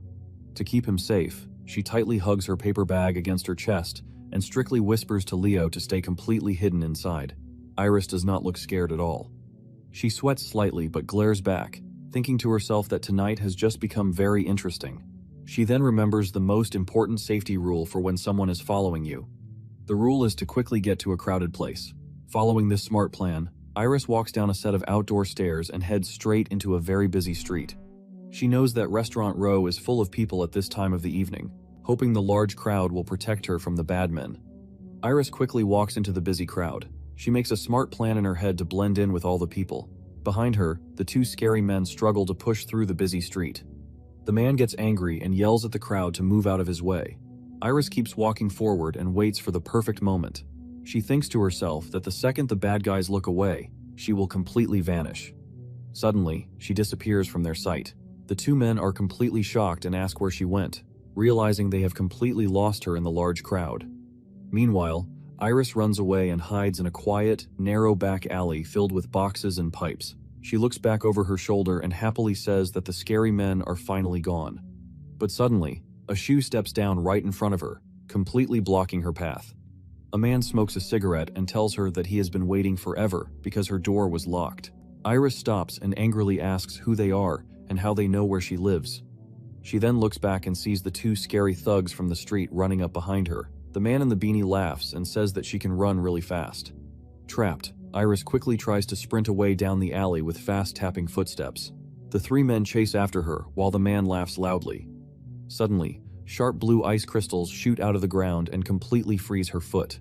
Iris trips and falls hard onto the ground with a heavy BAM, crying out in pain as she drops her bag. The man walks up to Iris. His hand glows with bright blue ice magic. He cruelly mocks her, asking if the little girl is completely tired out. He coldly tells her to take a little rest. The creepy man is drooling and laughs wickedly. He reaches his hand out to grab her. He cruelly tells her that she is going to keep him entertained for a while. Iris screams out loud in fear.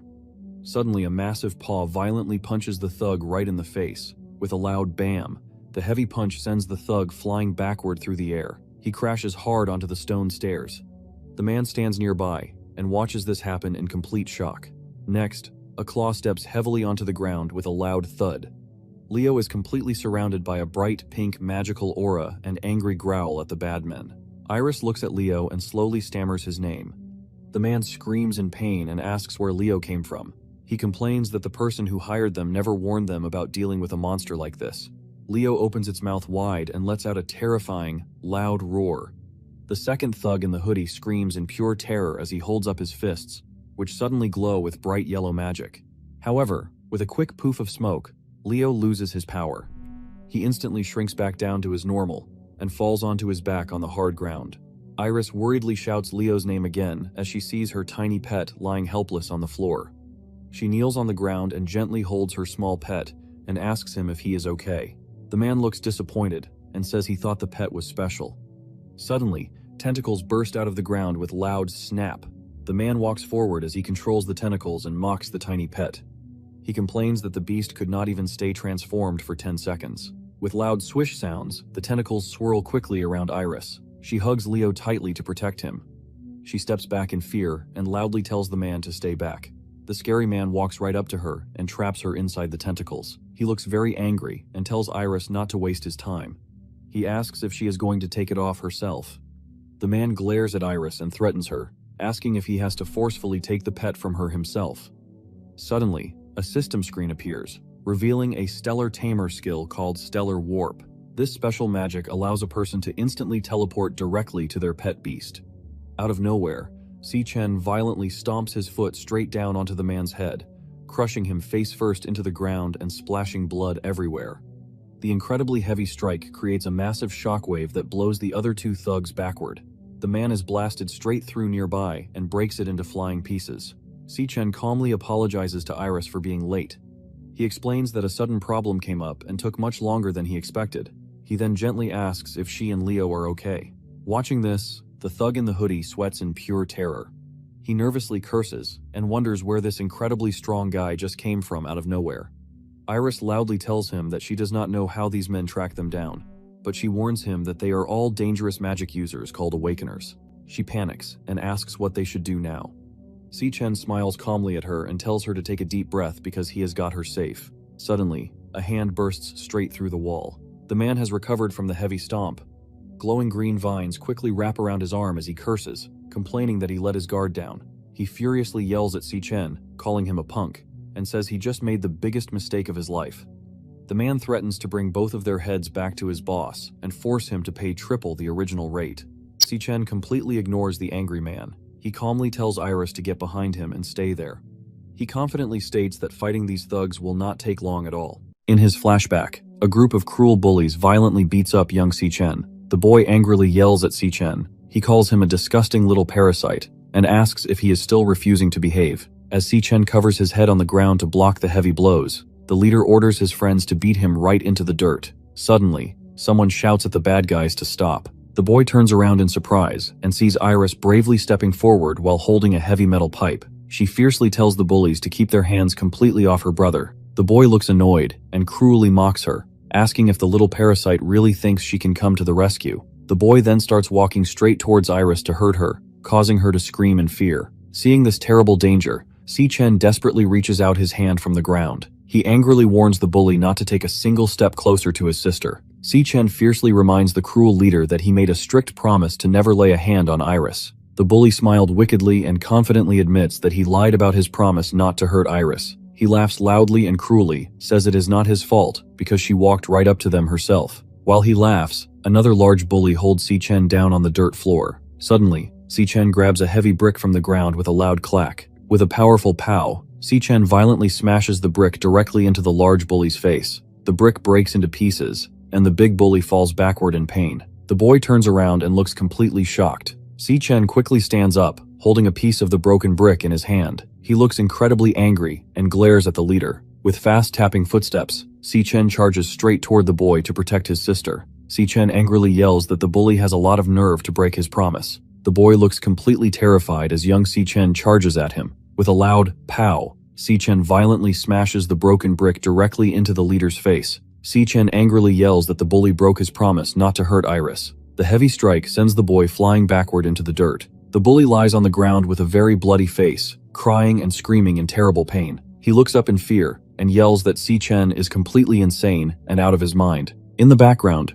young Si-Chen pants heavily but stands bravely in front of young Iris to protect her. He gently tells his sister that everything is okay and not to be scared. He strictly tells her to stay safely hidden behind him and not to move at all, then smoothly changes back to the present day in the alleyway. Older Si-Chen stands in the exact same protective pose in front of older Iris, who is tightly holding her pet Leo. He looks fierce and confidently tells her that defeating these men will not take long. Right in front of him, the two thugs rush forward to attack. One thug is covered in glowing yellow magic, and the other holds a glowing blue weapon. They charge straight at Si-Chen, while the man covered in green thorny vines watches from the far back. Iris looks very worried and sweats in fear. She nervously points out that there are 3 dangerous magic users standing right in front of them. She states that these men look completely desperate and have nothing to lose. She strongly believes there is absolutely no way her brother Ash can fight all 3 of them by himself. Suddenly, the thug in the hoodie rushes forward with his fist covered in bright yellow lightning. He angrily calls Ash a pretty boy and cruelly mocks him for just standing still during the fight.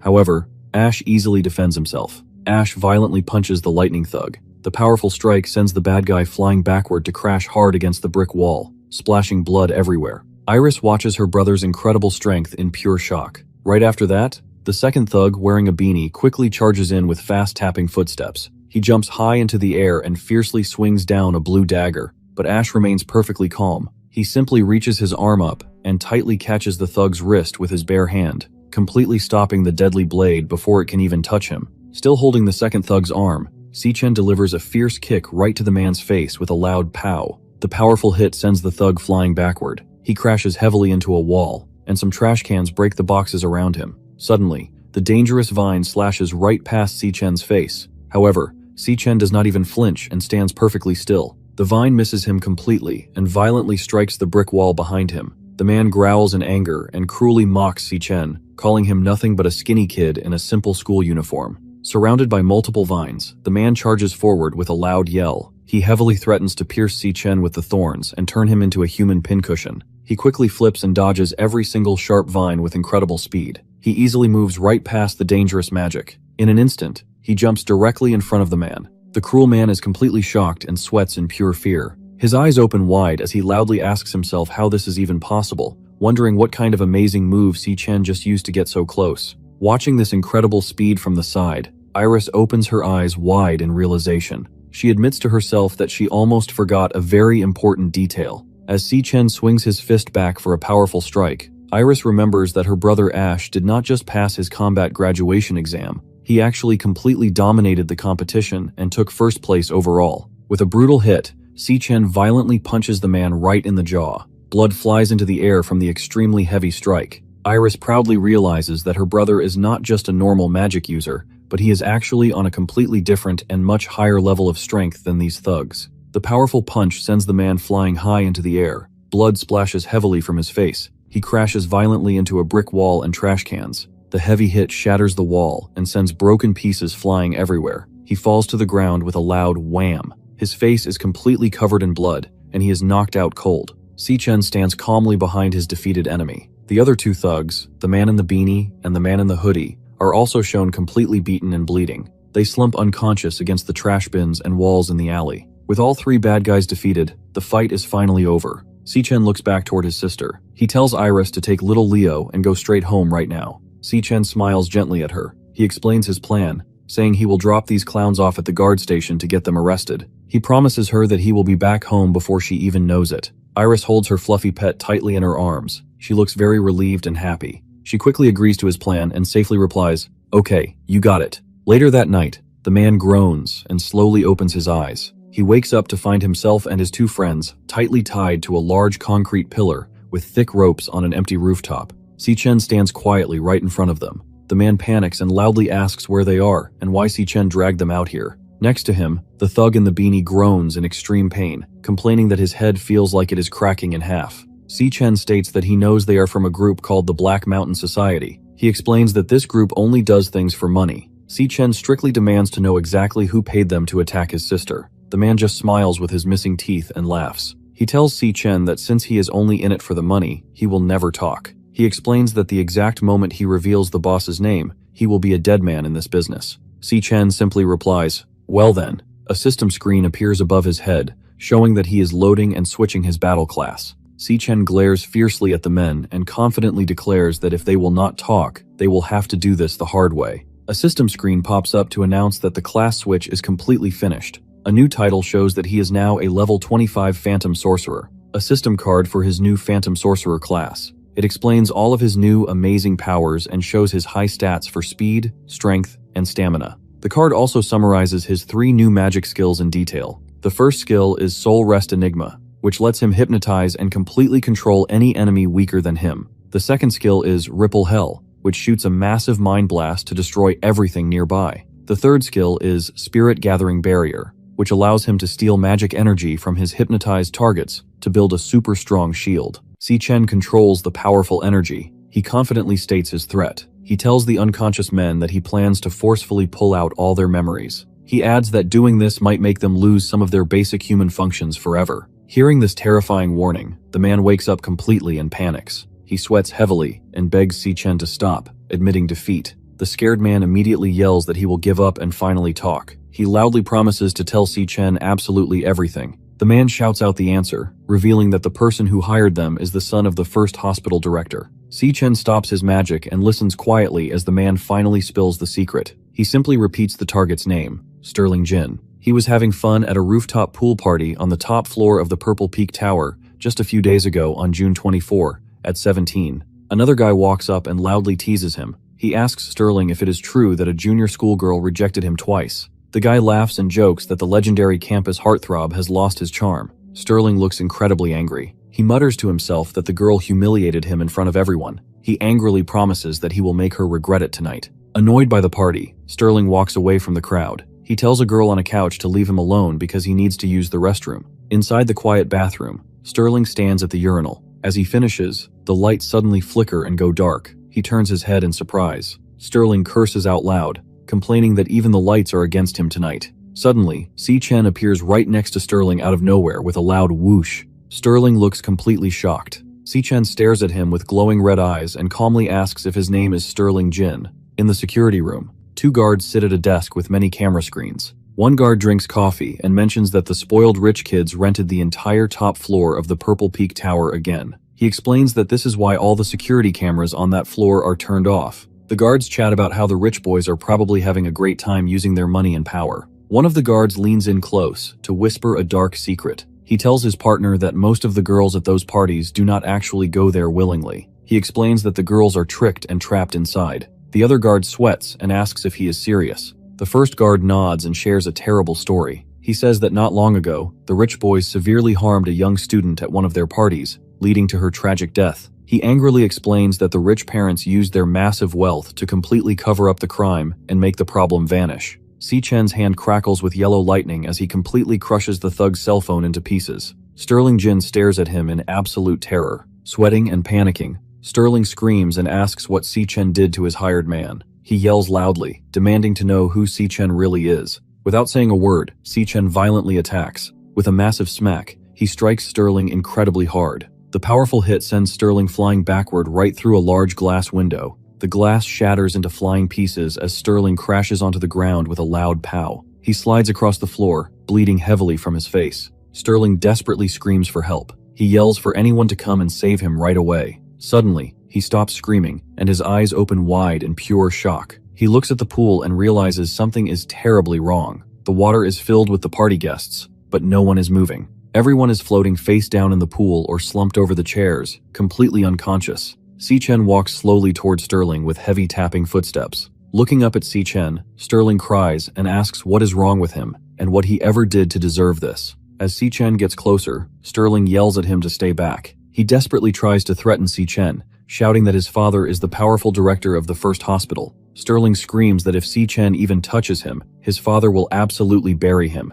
He coldly tells Sterling to shut his mouth. With a loud buzzing sound, the magic directly hits Sterling's eye. Sterling instantly stops screaming and slumps to his knees, completely hypnotized and trapped under Si-Chen's mind control magic. Looking down at him, Si-Chen strictly commands Sterling to pick it up. Controlled by the magic, Sterling's hand reaches out and grabs a sharp piece of broken glass from the floor. Si-Chen thinks to himself that pure evil does not only hide inside dungeons, but it walks among regular people every single day. These rich people use their money to commit whatever crimes they want. Sterling just drinks from a bottle, burps, and tells his friend to calm down. He cruelly says they will just lie and tell everyone she slipped in a tragic accident. Sterling proudly brags that his father's power will easily force the autopsy report to say whatever they want. Crying in fear, the thug finishes his confession. He screams that Sterling Jin paid them a massive fortune to attack Iris, and make sure she never forgot this day. Hearing all of this, Si-Chen completely understands that these rich humans do whatever they want with methods much more rotten than any demon could ever dream up.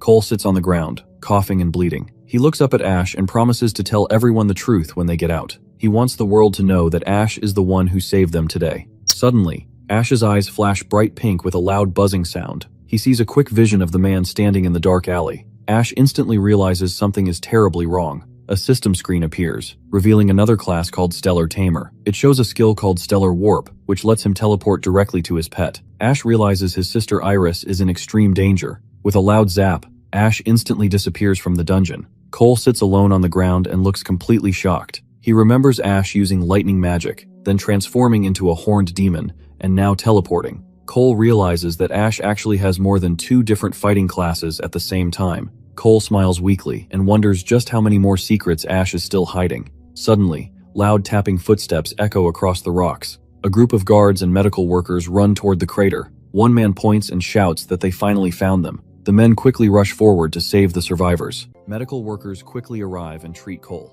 One worker uses magic to stop his bleeding, while another opens a medical kit for bandages. Director Gong Shua walks over to them and asks Cole how bad his injuries are. The director states that the dungeon boss had B-rank power, so both of them surviving is an absolute miracle. Nearby, another medic uses magic to heal Yuta Sato. The medic reports that Yuta is unharmed, purified, and stable. The guards search the large crater area. They suddenly notice that Si-Chen, also known as Ash, is completely missing. A guard reports that there are no other dead bodies anywhere. They wonder if Ash got scared and ran away, so they decide to spread out and keep looking for him. Director Gong Shua looks extremely angry.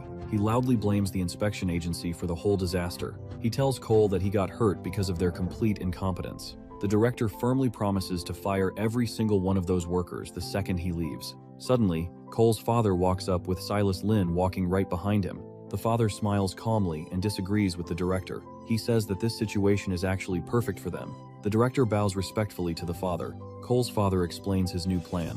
He says they will just tell the public that an unexpected incident happened during the examination, and the examiners were defeated by monsters. Cole's father smiles and happily explains his plan. He wants to tell the public that his son bravely stepped forward and saved everyone when all hope was lost. He thinks this fake story is absolutely perfect. Sitting on the ground, Cole tries to tell the truth. He explains that Ash was actually the one who defeated the Overlord and all the other monsters. Suddenly, his father violently smacks Cole right on his injured shoulder with a loud smack. Cole groans in pain. His father leans in close and pants heavily. He strictly tells Cole that he was the one who took care of the monsters. Nearby, director Gong Shui and Silas Lin stand quietly and watch. The director points out that every single person there watched the real events happen with their own eyes. Ignoring them, The father tightly grips Cole's bloody bandages. He glares at his son and firmly repeats his order, forcing Cole to accept the lie that he took care of it. Cole's father calmly wipes his hands. He tells Cole to quickly clean himself up. He proudly announces that tomorrow's graduation ceremony is where Cole will finally step into the spotlight as the big hero. On the other side, in a small rental apartment at 20, three hands happily clink glass soda bottles together with a loud clack. Ash, Iris, and Anna sit around a warm table eating hot pot and laughing. Little Leo sits safely on the table next to them. Anna cheerfully congratulates Iris for getting accepted into the prestigious Central International Academy of Arts. Anna tells Iris that she is finally achieving her dream and will definitely become an incredible artist one day. Meanwhile, Ash quietly drinks his soda with loud glug sounds. He looks completely calm and a bit blank. Iris leans in close with a cute face. She asks Ash why he looks completely dead inside right now, acting as if he already knew the good news all along. Ash looks surprised for a second. He then smiles warmly and promises his sister that he really is happy for her. However, he secretly thinks to himself that Iris actually got her acceptance letter on this exact same day in his past life too. Sitting next to them, Anna looks a little sad and sighs. She honestly tells Iris that she is very jealous of her. Anna explains that getting to study in the famous city of Sandhaven is a rare, once-in-a-lifetime chance that most people never even get close to achieving. Iris looks down at the table with a sad face. She worries that Sandhaven is just too far away and the cost of living there will be insanely high. Ash puts his soda bottle down on the table with a loud thud. He smiles gently and tells her not to worry about the distance or the money at all. He surprises her by revealing that after he graduates, he will also be working in Sandhaven. Hearing this, Iris and Anna quickly jump up and lean in close. Iris excitedly asks if he actually got recruited by a guild over there. She is completely amazed because the guilds in Sandhaven are the absolute best, top-tier elite groups. She happily asks how he managed to pull that off, while Ash just sits back and smiles. Iris throws her hands high in the air and cheers loudly. She is thrilled that they get to move to Sandhaven together. Anna laughs and says she is super jealous, promising to work hard and get into a school there too. Watching his sister celebrate so happily, Ash smiles warmly. He thinks to himself that in this second life, Iris will never have to give up her dreams for anyone. Later, as the water splashes over his head, he thinks about everything that just happened. He is relieved that the dangerous threats against his sister are finally handled, and that his graduation exam is completely wrapped up. Ash remembers his deal with Cole back in the dungeon. He agreed to let Cole take first place, but Ash gets the entire 1 million prize money tomorrow. Ash thinks to himself that this money is just enough to finally clear Theo's debt. Ash sits on his bed in the room lit by a warm lamp. He rubs his neck and lets out a tired sigh. He thinks about the terrifying truth that the Demon King Wrath was actually sealed away after secretly crossing into the human world. Ash realizes that his original 3-year plan to prepare is getting much riskier every single day. He knows he needs to move to Sandhaven fast and make finding Wrath his absolute top priority. He thinks to himself that before he does any of that, he desperately needs someone he can actually trust to watch his back. He decides that tomorrow's graduation ceremony is exactly the perfect opportunity he has been waiting for. On the other side, Ling Yu seriously reports that a dangerous target known as the Glutton was recently spotted in Everfield County. Carl casually drinks from a small teacup. He looks interested and asks her to tell him absolutely everything. She explains that the moment she got the tip, she went straight to the crime scene to investigate. One photo shows a completely destroyed security camera hanging by broken wires. Another photo shows a concrete pillar covered in fresh bloodstains and rough scuff marks. Ling Yu explains that all the security footage was already wiped clean before she arrived. She states that the messy scene is exactly the same as every other time. The target always follows a brutal and simple pattern. Kill the victims first, and then consume them. Ling Yu admits that they have absolutely no pictures or videos of the Glutton. However, she reminds the red-haired man about Ash's recent battles. She points out that they both watched how Ash fights and how his powers are growing incredibly fast in a way that makes no logical sense. She explains that she currently has 2 possible theories. Her first theory is that the dangerous killer has his sights set on Ash and wants to hunt him. Carl holds his teacup and quietly interrupts her. He finishes her thought and reveals the shocking second theory, asking if the Glutton is actually Ash himself. In a large office, a woman asks the school president if he is really going to skip the graduation ceremony, especially for the students he raised himself. The president opens the cage door and explains that he only gave them a safe place to land, back when they were too weak to fly. He watches the white birds fly out into the bright sky. He says they have grown up now and must find their own path. He then notices one single bird still sitting inside the cage. He gently asks the small bird if it does not know where it wants to go yet. At the graduation ceremony on June 26th, at 1 p.m. Si Chen's friend says it is his first time ever seeing the school use such a huge hall. His muscular friend smiles and explains that the school had to go big because all the top elite guild leaders are coming to watch the event today. In the crowded auditorium seats, the muscular student wonders who won the extra trial between Ash and Cole. He notes that the school kept the results completely secret without a single leak. The boy with glasses confidently cheers, bragging that his friend, Ash, definitely crushed the competition. Hearing this, a guy angrily yells at the boy with glasses to stop talking about Ash. He gives a huge thumbs down and confidently declares that Ash has absolutely no chance against his brother. He firmly states that his brother, Cole, will be the final champion. The two groups of students angrily argue and give each other thumbs down signs. Meanwhile, backstage, Cole's father explains that every single major guild in the country sent someone to watch this graduation ceremony. He looks out from behind the red curtain and sees the audience. He notes that the entire board of the powerful Imperial Guild is sitting in the crowd. Down in the aisles, students cheer as very important guests arrive. Guam Yuan, the Imperial Guild co-founder, and Titan Ming, the Imperial Guild founder, walk toward the front VIP seats, surrounded by bright camera flashes. Cole's father thinks to himself that the Imperial Guild's next board election is coming up very soon. He watches the guild leaders closely. His vote count for the election is currently tied with Titan South. He sees today's ceremony as the perfect chance to win over the undecided board members to his side. With a serious look, he confidently declares that the chairman's seat will soon be his. He then turns to his son and explains the schedule. He tells Cole that Vice Chairman Carl will personally hand him the champion's trophy right after the ceremony starts. The father continues his strict lecture. He tells Cole that the whole world will remember this day because it marks the start of his climb to the top. He calls it the most glorious moment in their family's history.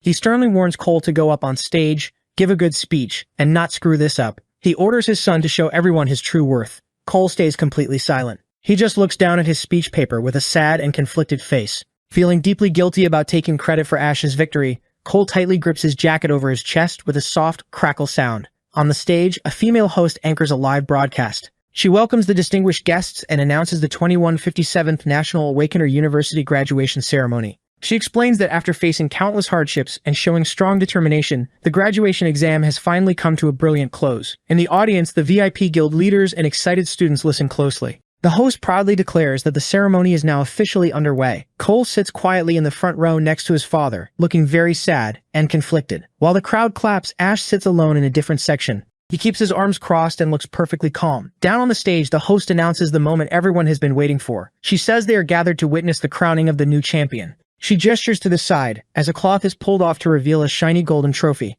She announces that it is time to finally reveal the ultimate champion. She asks the crowd to give a warm welcome to Mr. Carl Cavendish, the vice chairman of the Global Guild Alliance. Carl walks down the aisle wearing a white suit. The host explains that Carl will announce the winner and hand out the award personally. Carl stands on the stage and smiles. He thanks the Imperial Guild for the invitation and says it is an honor to witness the talent of the next generation. Carl then shares some unexpected news with the crowd. He explains that something went wrong during the recent extra exam. The students in the audience look confused. Carl reveals that the test dungeon was supposed to be a safe D rank, but it was actually a disguised, highly dangerous B rank dungeon. The entire audience gasps in shock. Loud whispers fill the massive hall. The students and adult guests are completely amazed and terrified. They wonder how any student could possibly survive, noting that even a full team of professional guild fighters would have a very hard time beating a B rank dungeon. Carl tells the crowd that when all hope was lost, one student used pure skill to do the impossible. He smiles and announces that this student defeated the B-rank dungeon boss completely by himself and brought his entire team back home alive. Cole sits quietly in the audience with a serious face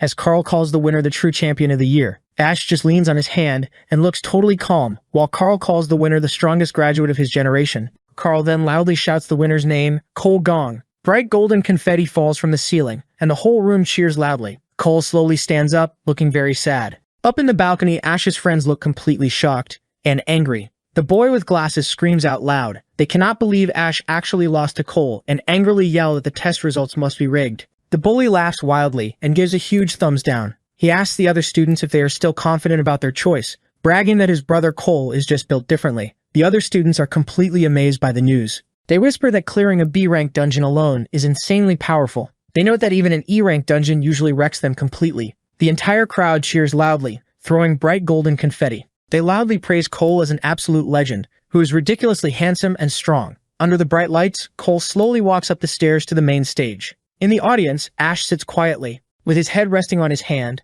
he calmly watches him. A quick flashback shows exactly what happened back in the dark dungeon to set this up. While switching his battle class with bright, swirling magic, Ash promises to let Cole take first place. In return, Ash demands the entire 1 million prize money for himself, Ash gives Cole one final strict condition. He orders Cole to never say a single word to anyone about the secret powers he is about to see. On the stage, Cole stands alone in the spotlight. The people in the crowd smile and loudly praise him. A woman calls him a dignified young man, and a bearded man calls him a true hero in the making. In the audience, Cole's father, Soren Gong, smiles very proudly. The guests around him praise the powerful Gong family name, saying Cole is truly worthy of being Soren's son. Cole just stands silently on the stage, facing the bright lights and the cheering crowd. He remembers his father's strict order to give a good speech, not to screw up, and to show everyone his true worth. Cole looks down sadly at his paper. He questions himself, wondering if this fake victory is what his true worth really is. Standing next to the shiny golden trophy, Cole thinks about Vice Chairman Carl's grand speech. Cole admits in his mind that Carl was completely right about the amazing feats in the dungeon.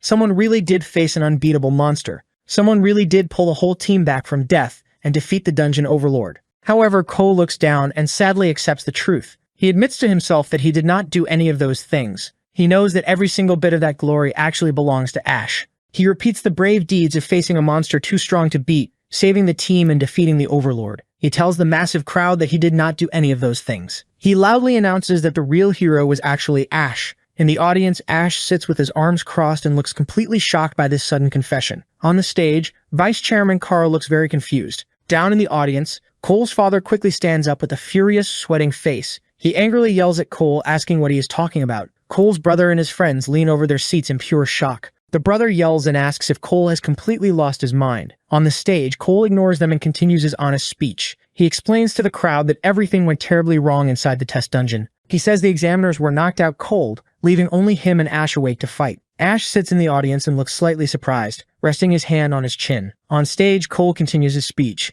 He tells the crowd that Ash is without a doubt the most powerful lightning assassin he has ever seen. He explains that Ash used raw skill and instinct to cut through waves of monsters like they were nothing. Cole admits that Ash showed him what it actually means to be strong, and that he had never seen an Awakener on that level before. Cole looks out at the crowd and loudly announces that the true champion of this year's graduation assessment is Ash. Ash realizes that Cole kept his promise and hid his secret about having multiple classes. Down on the floor, the massive crowd starts murmuring loudly in confusion. The guests ask what in the world is going on. They wonder how the results could be fake, if the King Squad verified them. Vice Chairman Carl watches the chaos unfold with a sly smile, and says that this is very interesting. Up in the balcony, Asher's friends are furious. The boy with glasses points down and yells that he called it, claiming the whole exam was a setup from the start. Beside him, his muscular friend angrily demands a full investigation right now. In the VIP seats, the older guild founder Titan Ming watches silently with a small smile. Next to him, Cole's father, Soren, sweats and looks completely furious. Another guild member asks Soren to explain exactly what his son just did on stage, stating that the crowd deserves an explanation. Soren is so angry that he grips his wooden armrest tightly, breaking the wood with loud crackle sounds.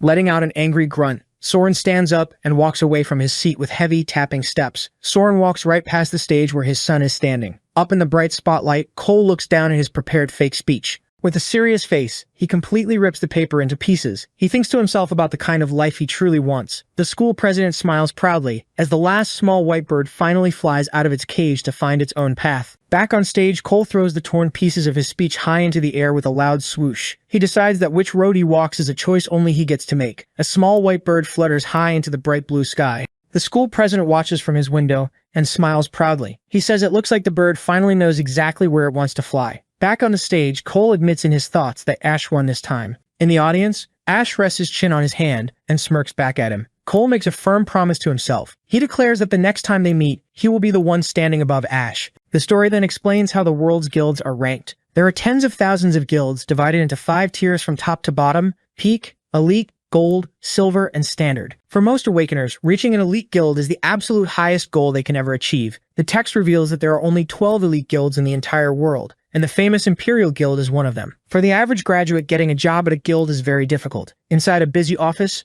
a sweating student desperately begs a woman to look at his resume one more time. The woman sitting at the desk rejects him. She explains that the Divine Eye Guild is not taking any support class fighters this year, and tells him to try his luck somewhere else. Outside, 2 tired students slump against a wall in defeat. They complain that the job market is completely cutthroat because they did not get a single offer. However, things are very different for the lucky few who manage to get into an elite guild. A hand picks up a shiny red card with a gold lion symbol. Inside a quiet office, an older man with glasses named Charleston sits at a desk. He is the HR manager for the Imperial Guild. Charleston tells the student that his identity registration is complete. He hands over the red employment certificate and explains that as a member of the champion team, the student gets direct entry into the Imperial Guild. Marlon Ma holds the glowing red card up and cries tears of joy. He realizes he has finally achieved his life goal. Marlon and his friends cheer loudly while holding up their new red cards. Marlon happily yells that he is going to the Monster Research Office. His muscular friend shouts that he got put into combat, and another friend says he is in research too. Outside the large Imperial Guild building, the group of friends jumps and hugs each other while laughing. They excitedly shout that they actually did it, and finally set foot inside an elite guild. Two students cry tears of regret, wishing they had joined Ash's team when they had the chance. Sitting nearby in the waiting area, Cole's brother looks angry and complains that seeing these people at work every day is going to be terrible. Cole just sits silently beside him, looking tired and looking away. Meanwhile, inside an elevator, the Imperial Guild founder Titan Ming talks with an assistant about the recruitment progress. The assistant explains that because two teams got perfect scores this year, they have a lot more new members to register. With a loud ding, the elevator doors open. Titan Ming looks surprised to find Vice Chairman Carl waiting right outside. Titan Ming greets him and asks if Carl is also heading to the recruitment floor. Carl smiles and calmly replies that he is just here to see someone off. Hearing this, Titan Ming laughs and guesses that Carl must have a personal interest in Ash as well. Carl smirks back at him and simply says that the Imperial Guild got incredibly lucky to recruit a talent like that. At the registration desk, the HR manager checks his computer screen. He adjusts his glasses and notices that one person is still missing. He angrily yells at the boy with glasses, asking why his teammate Ash has not registered yet. He complains that Ash is the only one left and tells the students to stop wasting his time. The panicked friends frantically look around the large lobby and shout Ash's name. Suddenly, Ash calmly walks out of the restroom with his hands in his pockets. His friends spot him and point, yelling that he is over there. They rush up to him and loudly scold him. They ask why he has not turned in his form yet and complain about him wandering off for a bathroom break at a time like this. They warn Ash that the Imperial Guild staff is already breathing down their necks. Sitting at his desk, the manager sighs and opens his metal thermos. He rolls his eyes and complains about kids these days acting arrogant and playing hard to get. The manager takes a sip of his hot drink. He strictly tells Ash that even the first place winner has to follow the rules, just like everyone else. He proudly calls the Imperial Guild the absolute pinnacle of success. He orders Ash to come over and fill out his registration form right this second. Standing in the middle of the lobby, Ash stays completely calm. He plainly announces that he is not joining the Imperial Guild. Hearing this massive shock, the manager's eyes go wide, and he violently spits his drink straight out of his mouth. Ash's friends immediately panic and loudly yell no. They ask if he has gone completely insane, and beg him to think very carefully before he says another word. The manager continues to cough and choke on his hot drink. The shocking news quickly spreads across the busy lobby. Other students, including Cole's brother, look completely stunned. They loudly ask what Ash just said and cannot believe he really wants to reject the Imperial Guild. The whole crowd starts whispering to each other, wondering what kind of game Ash is playing. In the back, Titan Ming hears the commotion and looks very shocked. Beside him, Vice Chairman Carl just watches silently. The HR manager gets extremely angry. His face turns bright red as he violently slams his fist on the desk with loud bam sounds. He yells at Ash, telling him this is not the time or place for pulling stunts. The manager angrily explains that the Imperial Guild specifically saved a high-level senior management position, just for him. He asks if Ash has any idea how many people would throw away everything for that chance, noting that many veterans work their entire lives and never even get close to that level. Ash just looks at him with a calm face and glowing red eyes. He simply repeats that he never actually agreed to join the Imperial Guild. The manager yells, demanding to know why Ash is even here then. Vice Chairman Carl steps out from the crowd, with loud tapping footsteps. He smiles and says that his timing could not be more perfect. The students in the lobby are completely shocked to see such a famous man there. Someone quickly bows and greets him. Carl walks right up to Ash. He calmly says that since the Imperial Guild is not his style, he has another idea. Carl asks Ash how he feels about going to the city of Sandhaven with him. Ash looks back silently, with his glowing red eyes. Carl smirks and offers to personally recommend Ash to the local Emberstar Knights. Hearing this name, everyone in the room freezes in pure shock. Cole and his brother look completely stunned. Even the Imperial Guild founder, Titan Ming, opens his eyes wide in surprise. The massive crowd of students immediately starts yelling in disbelief. They cannot believe Ash just got an offer from the globally famous Emberstar Knights. The students loudly explain that it is a legendary peak guild. Sweating in amazement, they state that there are only 6 peak guilds in the entire world. One boy excitedly adds that the Emberstar Knights are so incredibly strong that they could easily destroy an entire nation if they wanted to. The students explain that peak guilds never recruit people publicly. They only accept new members through strict internal referrals and special invitations. Ash calmly reaches inside his black shirt pocket. He tells Vice Chairman Carl that he will pass on the offer because he is not looking to join any guild. Ash pulls out a solid black card and holds it up. He looks forward with his glowing red eyes and explains that his only reason for being here today is to find teammates. Carl looks very surprised by this answer. Ash's friends are completely shocked. They yell out loud and ask if he actually started his own guild. The bald HR manager points his finger and angrily tells them to give him a break. He yells that a fresh graduate running his own guild is not how things work. A close-up shows Ash's black card. It has a bird logo and the words Black Raven Guild printed on it. The manager reads the name and says he has never heard of it in his entire life. Holding the card up, the manager breathes heavily and angrily explains the strict rules. He tells Ash that guild registration only opens for a set time each year. He also states that anyone making a new guild has to pay a 1 million registration fee right at the start. The angry HR manager continues to yell at Ash. He states that a new graduate could never get a guild approved without a referral from a big, established guild. The manager laughs cruelly and asks how a kid with absolutely no connections and no backing could possibly make this happen. Suddenly, a female worker at a computer interrupts him. She looks completely shocked and tells the manager that the Black Raven Guild is actually real. The manager freezes in pure shock. The computer screen clearly shows the official guild page. It reveals that the Black Raven Guild was registered on May 18th and officially approved on June 18th. It also lists Ash C as the founder and shows the 1 million registration fee was fully paid. Sitting nearby, Cole hears this and looks completely stunned. He realizes the May 18th date is very important. As Ash calmly walks past him, Cole figures out the amazing truth. He realizes that Ash started building his own guild a full month before their graduation exam even began. Cole's eyes open wide as everything finally makes sense. He understands now why Ash made that secret deal in the dungeon. This is exactly why Ash only wanted the 1 million prize money and did not care about winning first place at all. Cole watches Ash walk away and realizes that from the very beginning, Ash always just wanted his own guild. Joining the famous Imperial Guild was never even on his radar. Titan Ming looks closely at Ash and realizes the truth. He mutters no. The HR manager looks completely shocked. They realize that Ash is not just rejecting the Imperial Guild. Ash was actually never interested in joining any of the big guilds at all. Vice Chairman Carl smiles at Ash and thinks to himself that Ash and a certain woman are exactly alike. Standing in the middle of the lobby, Ash holds up his black card with a loud snap. He tells the crowd that a guild needs at least 2 members to run a dungeon. He explains that right now he is the only person in his Black Raven Guild. Ash then reaches his hand out and offers his black card. He walks right up to Cole, who is sitting quietly on a bench nearby. Ash looks down at Cole and calls his name. Cole looks up in pure shock as Ash makes him an unexpected offer. Ash asks Cole if he wants to join his new Black Raven Guild. A flashback shows what happened about a week ago on June 17th inside a fancy room called the Mithril Exchange. Ash tells the man that he came to share 2 things today. He explains the first thing is about his debt repayment. He asks for 1 more week to pay the money. He says the tie for first place in his exam left him short of the cash he was expecting to win. Ash holds a silver cup and says the second thing is much more important. Ash reveals a massive secret. He calmly tells the man that he is actually from 10 years in the future. The man with glasses looks very surprised. Ash explains that 10 years from now, a group of demon kings will completely destroy the world. Ash states that he is the very last magic user left alive in that terrible future. He says the first demon king to attack is named Wrath. He warns that Wrath uses powerful ripple waves to tear the entire world apart. Ash then talks about a brave entrepreneur named Theo Ching. He explains that Theo steps up during the war and donates a special piece of equipment he built himself, which is called the Stillstone. The man realizes Ash is talking directly about him and his secret invention.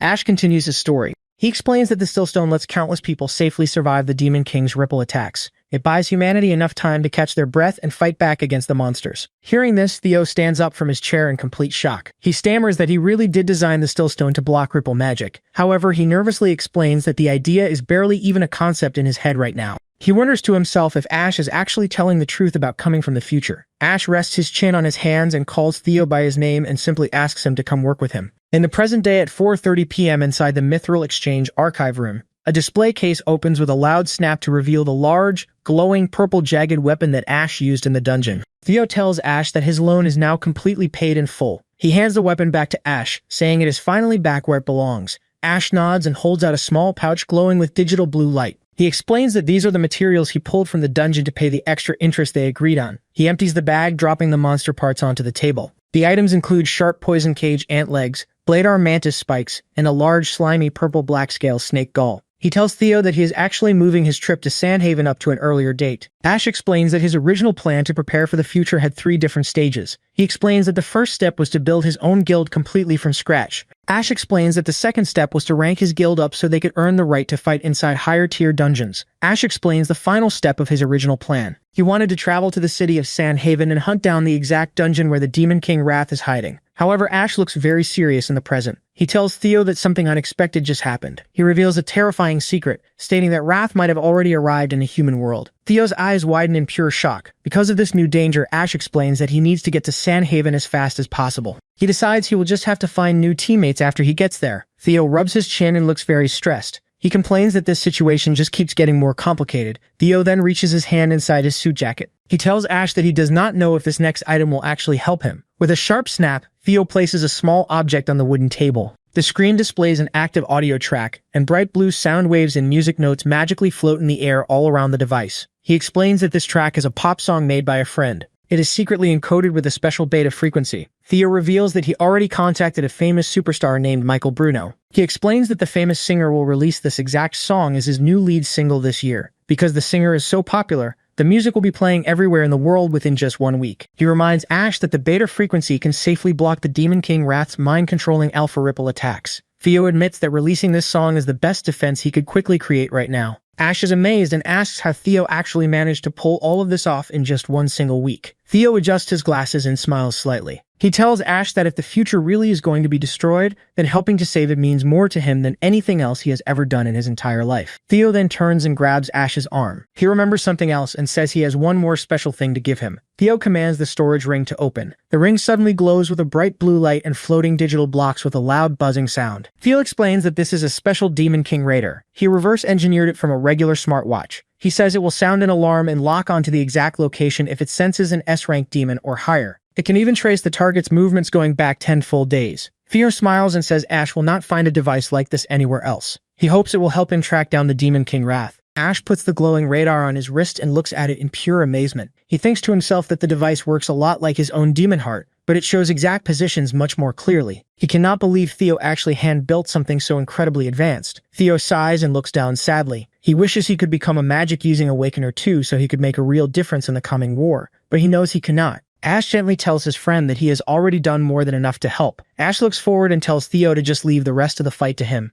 Ash thinks deeply about the dangerous mission ahead. He knows Wrath is the very first Demon King to show up, but he admits he still does not know nearly enough about him. Ash just hopes nothing else goes wrong. On the other side, inside the Everfield First Hospital, Sterling Jin is tied tightly in bandages. He has gone completely crazy. He laughs wildly and barks like a dog, yelling that he is a filthy mutt. His father, Ronald Jin, the director of the hospital, stands at the end of the bed. Ronald is sweating and panting in pure anger. He screams loudly, demanding to know who turned his son into this crazy thing. He turns around and glares at a group of people standing in the shadows. He reminds them that they are all top A-rank Awakeners in the country. Ronald strictly orders the group to go find out exactly what happened. He tells them to do whatever it takes and does not care about the consequences at all. He commands them to find whoever is responsible and make them suffer. The assassins listen quietly in the dark. One of the men grabs the handle of his black umbrella. He pulls it out to reveal a bright purple sword. The assassin smiles a creepy smile and confidently promises Ronald that they will have a head on the floor before the day is over. Suddenly, the entire room flashes bright red. Ronald Jin suddenly groans and holds his stomach. He complains that he feels sick and violently throws up all over the floor with a loud whoosh.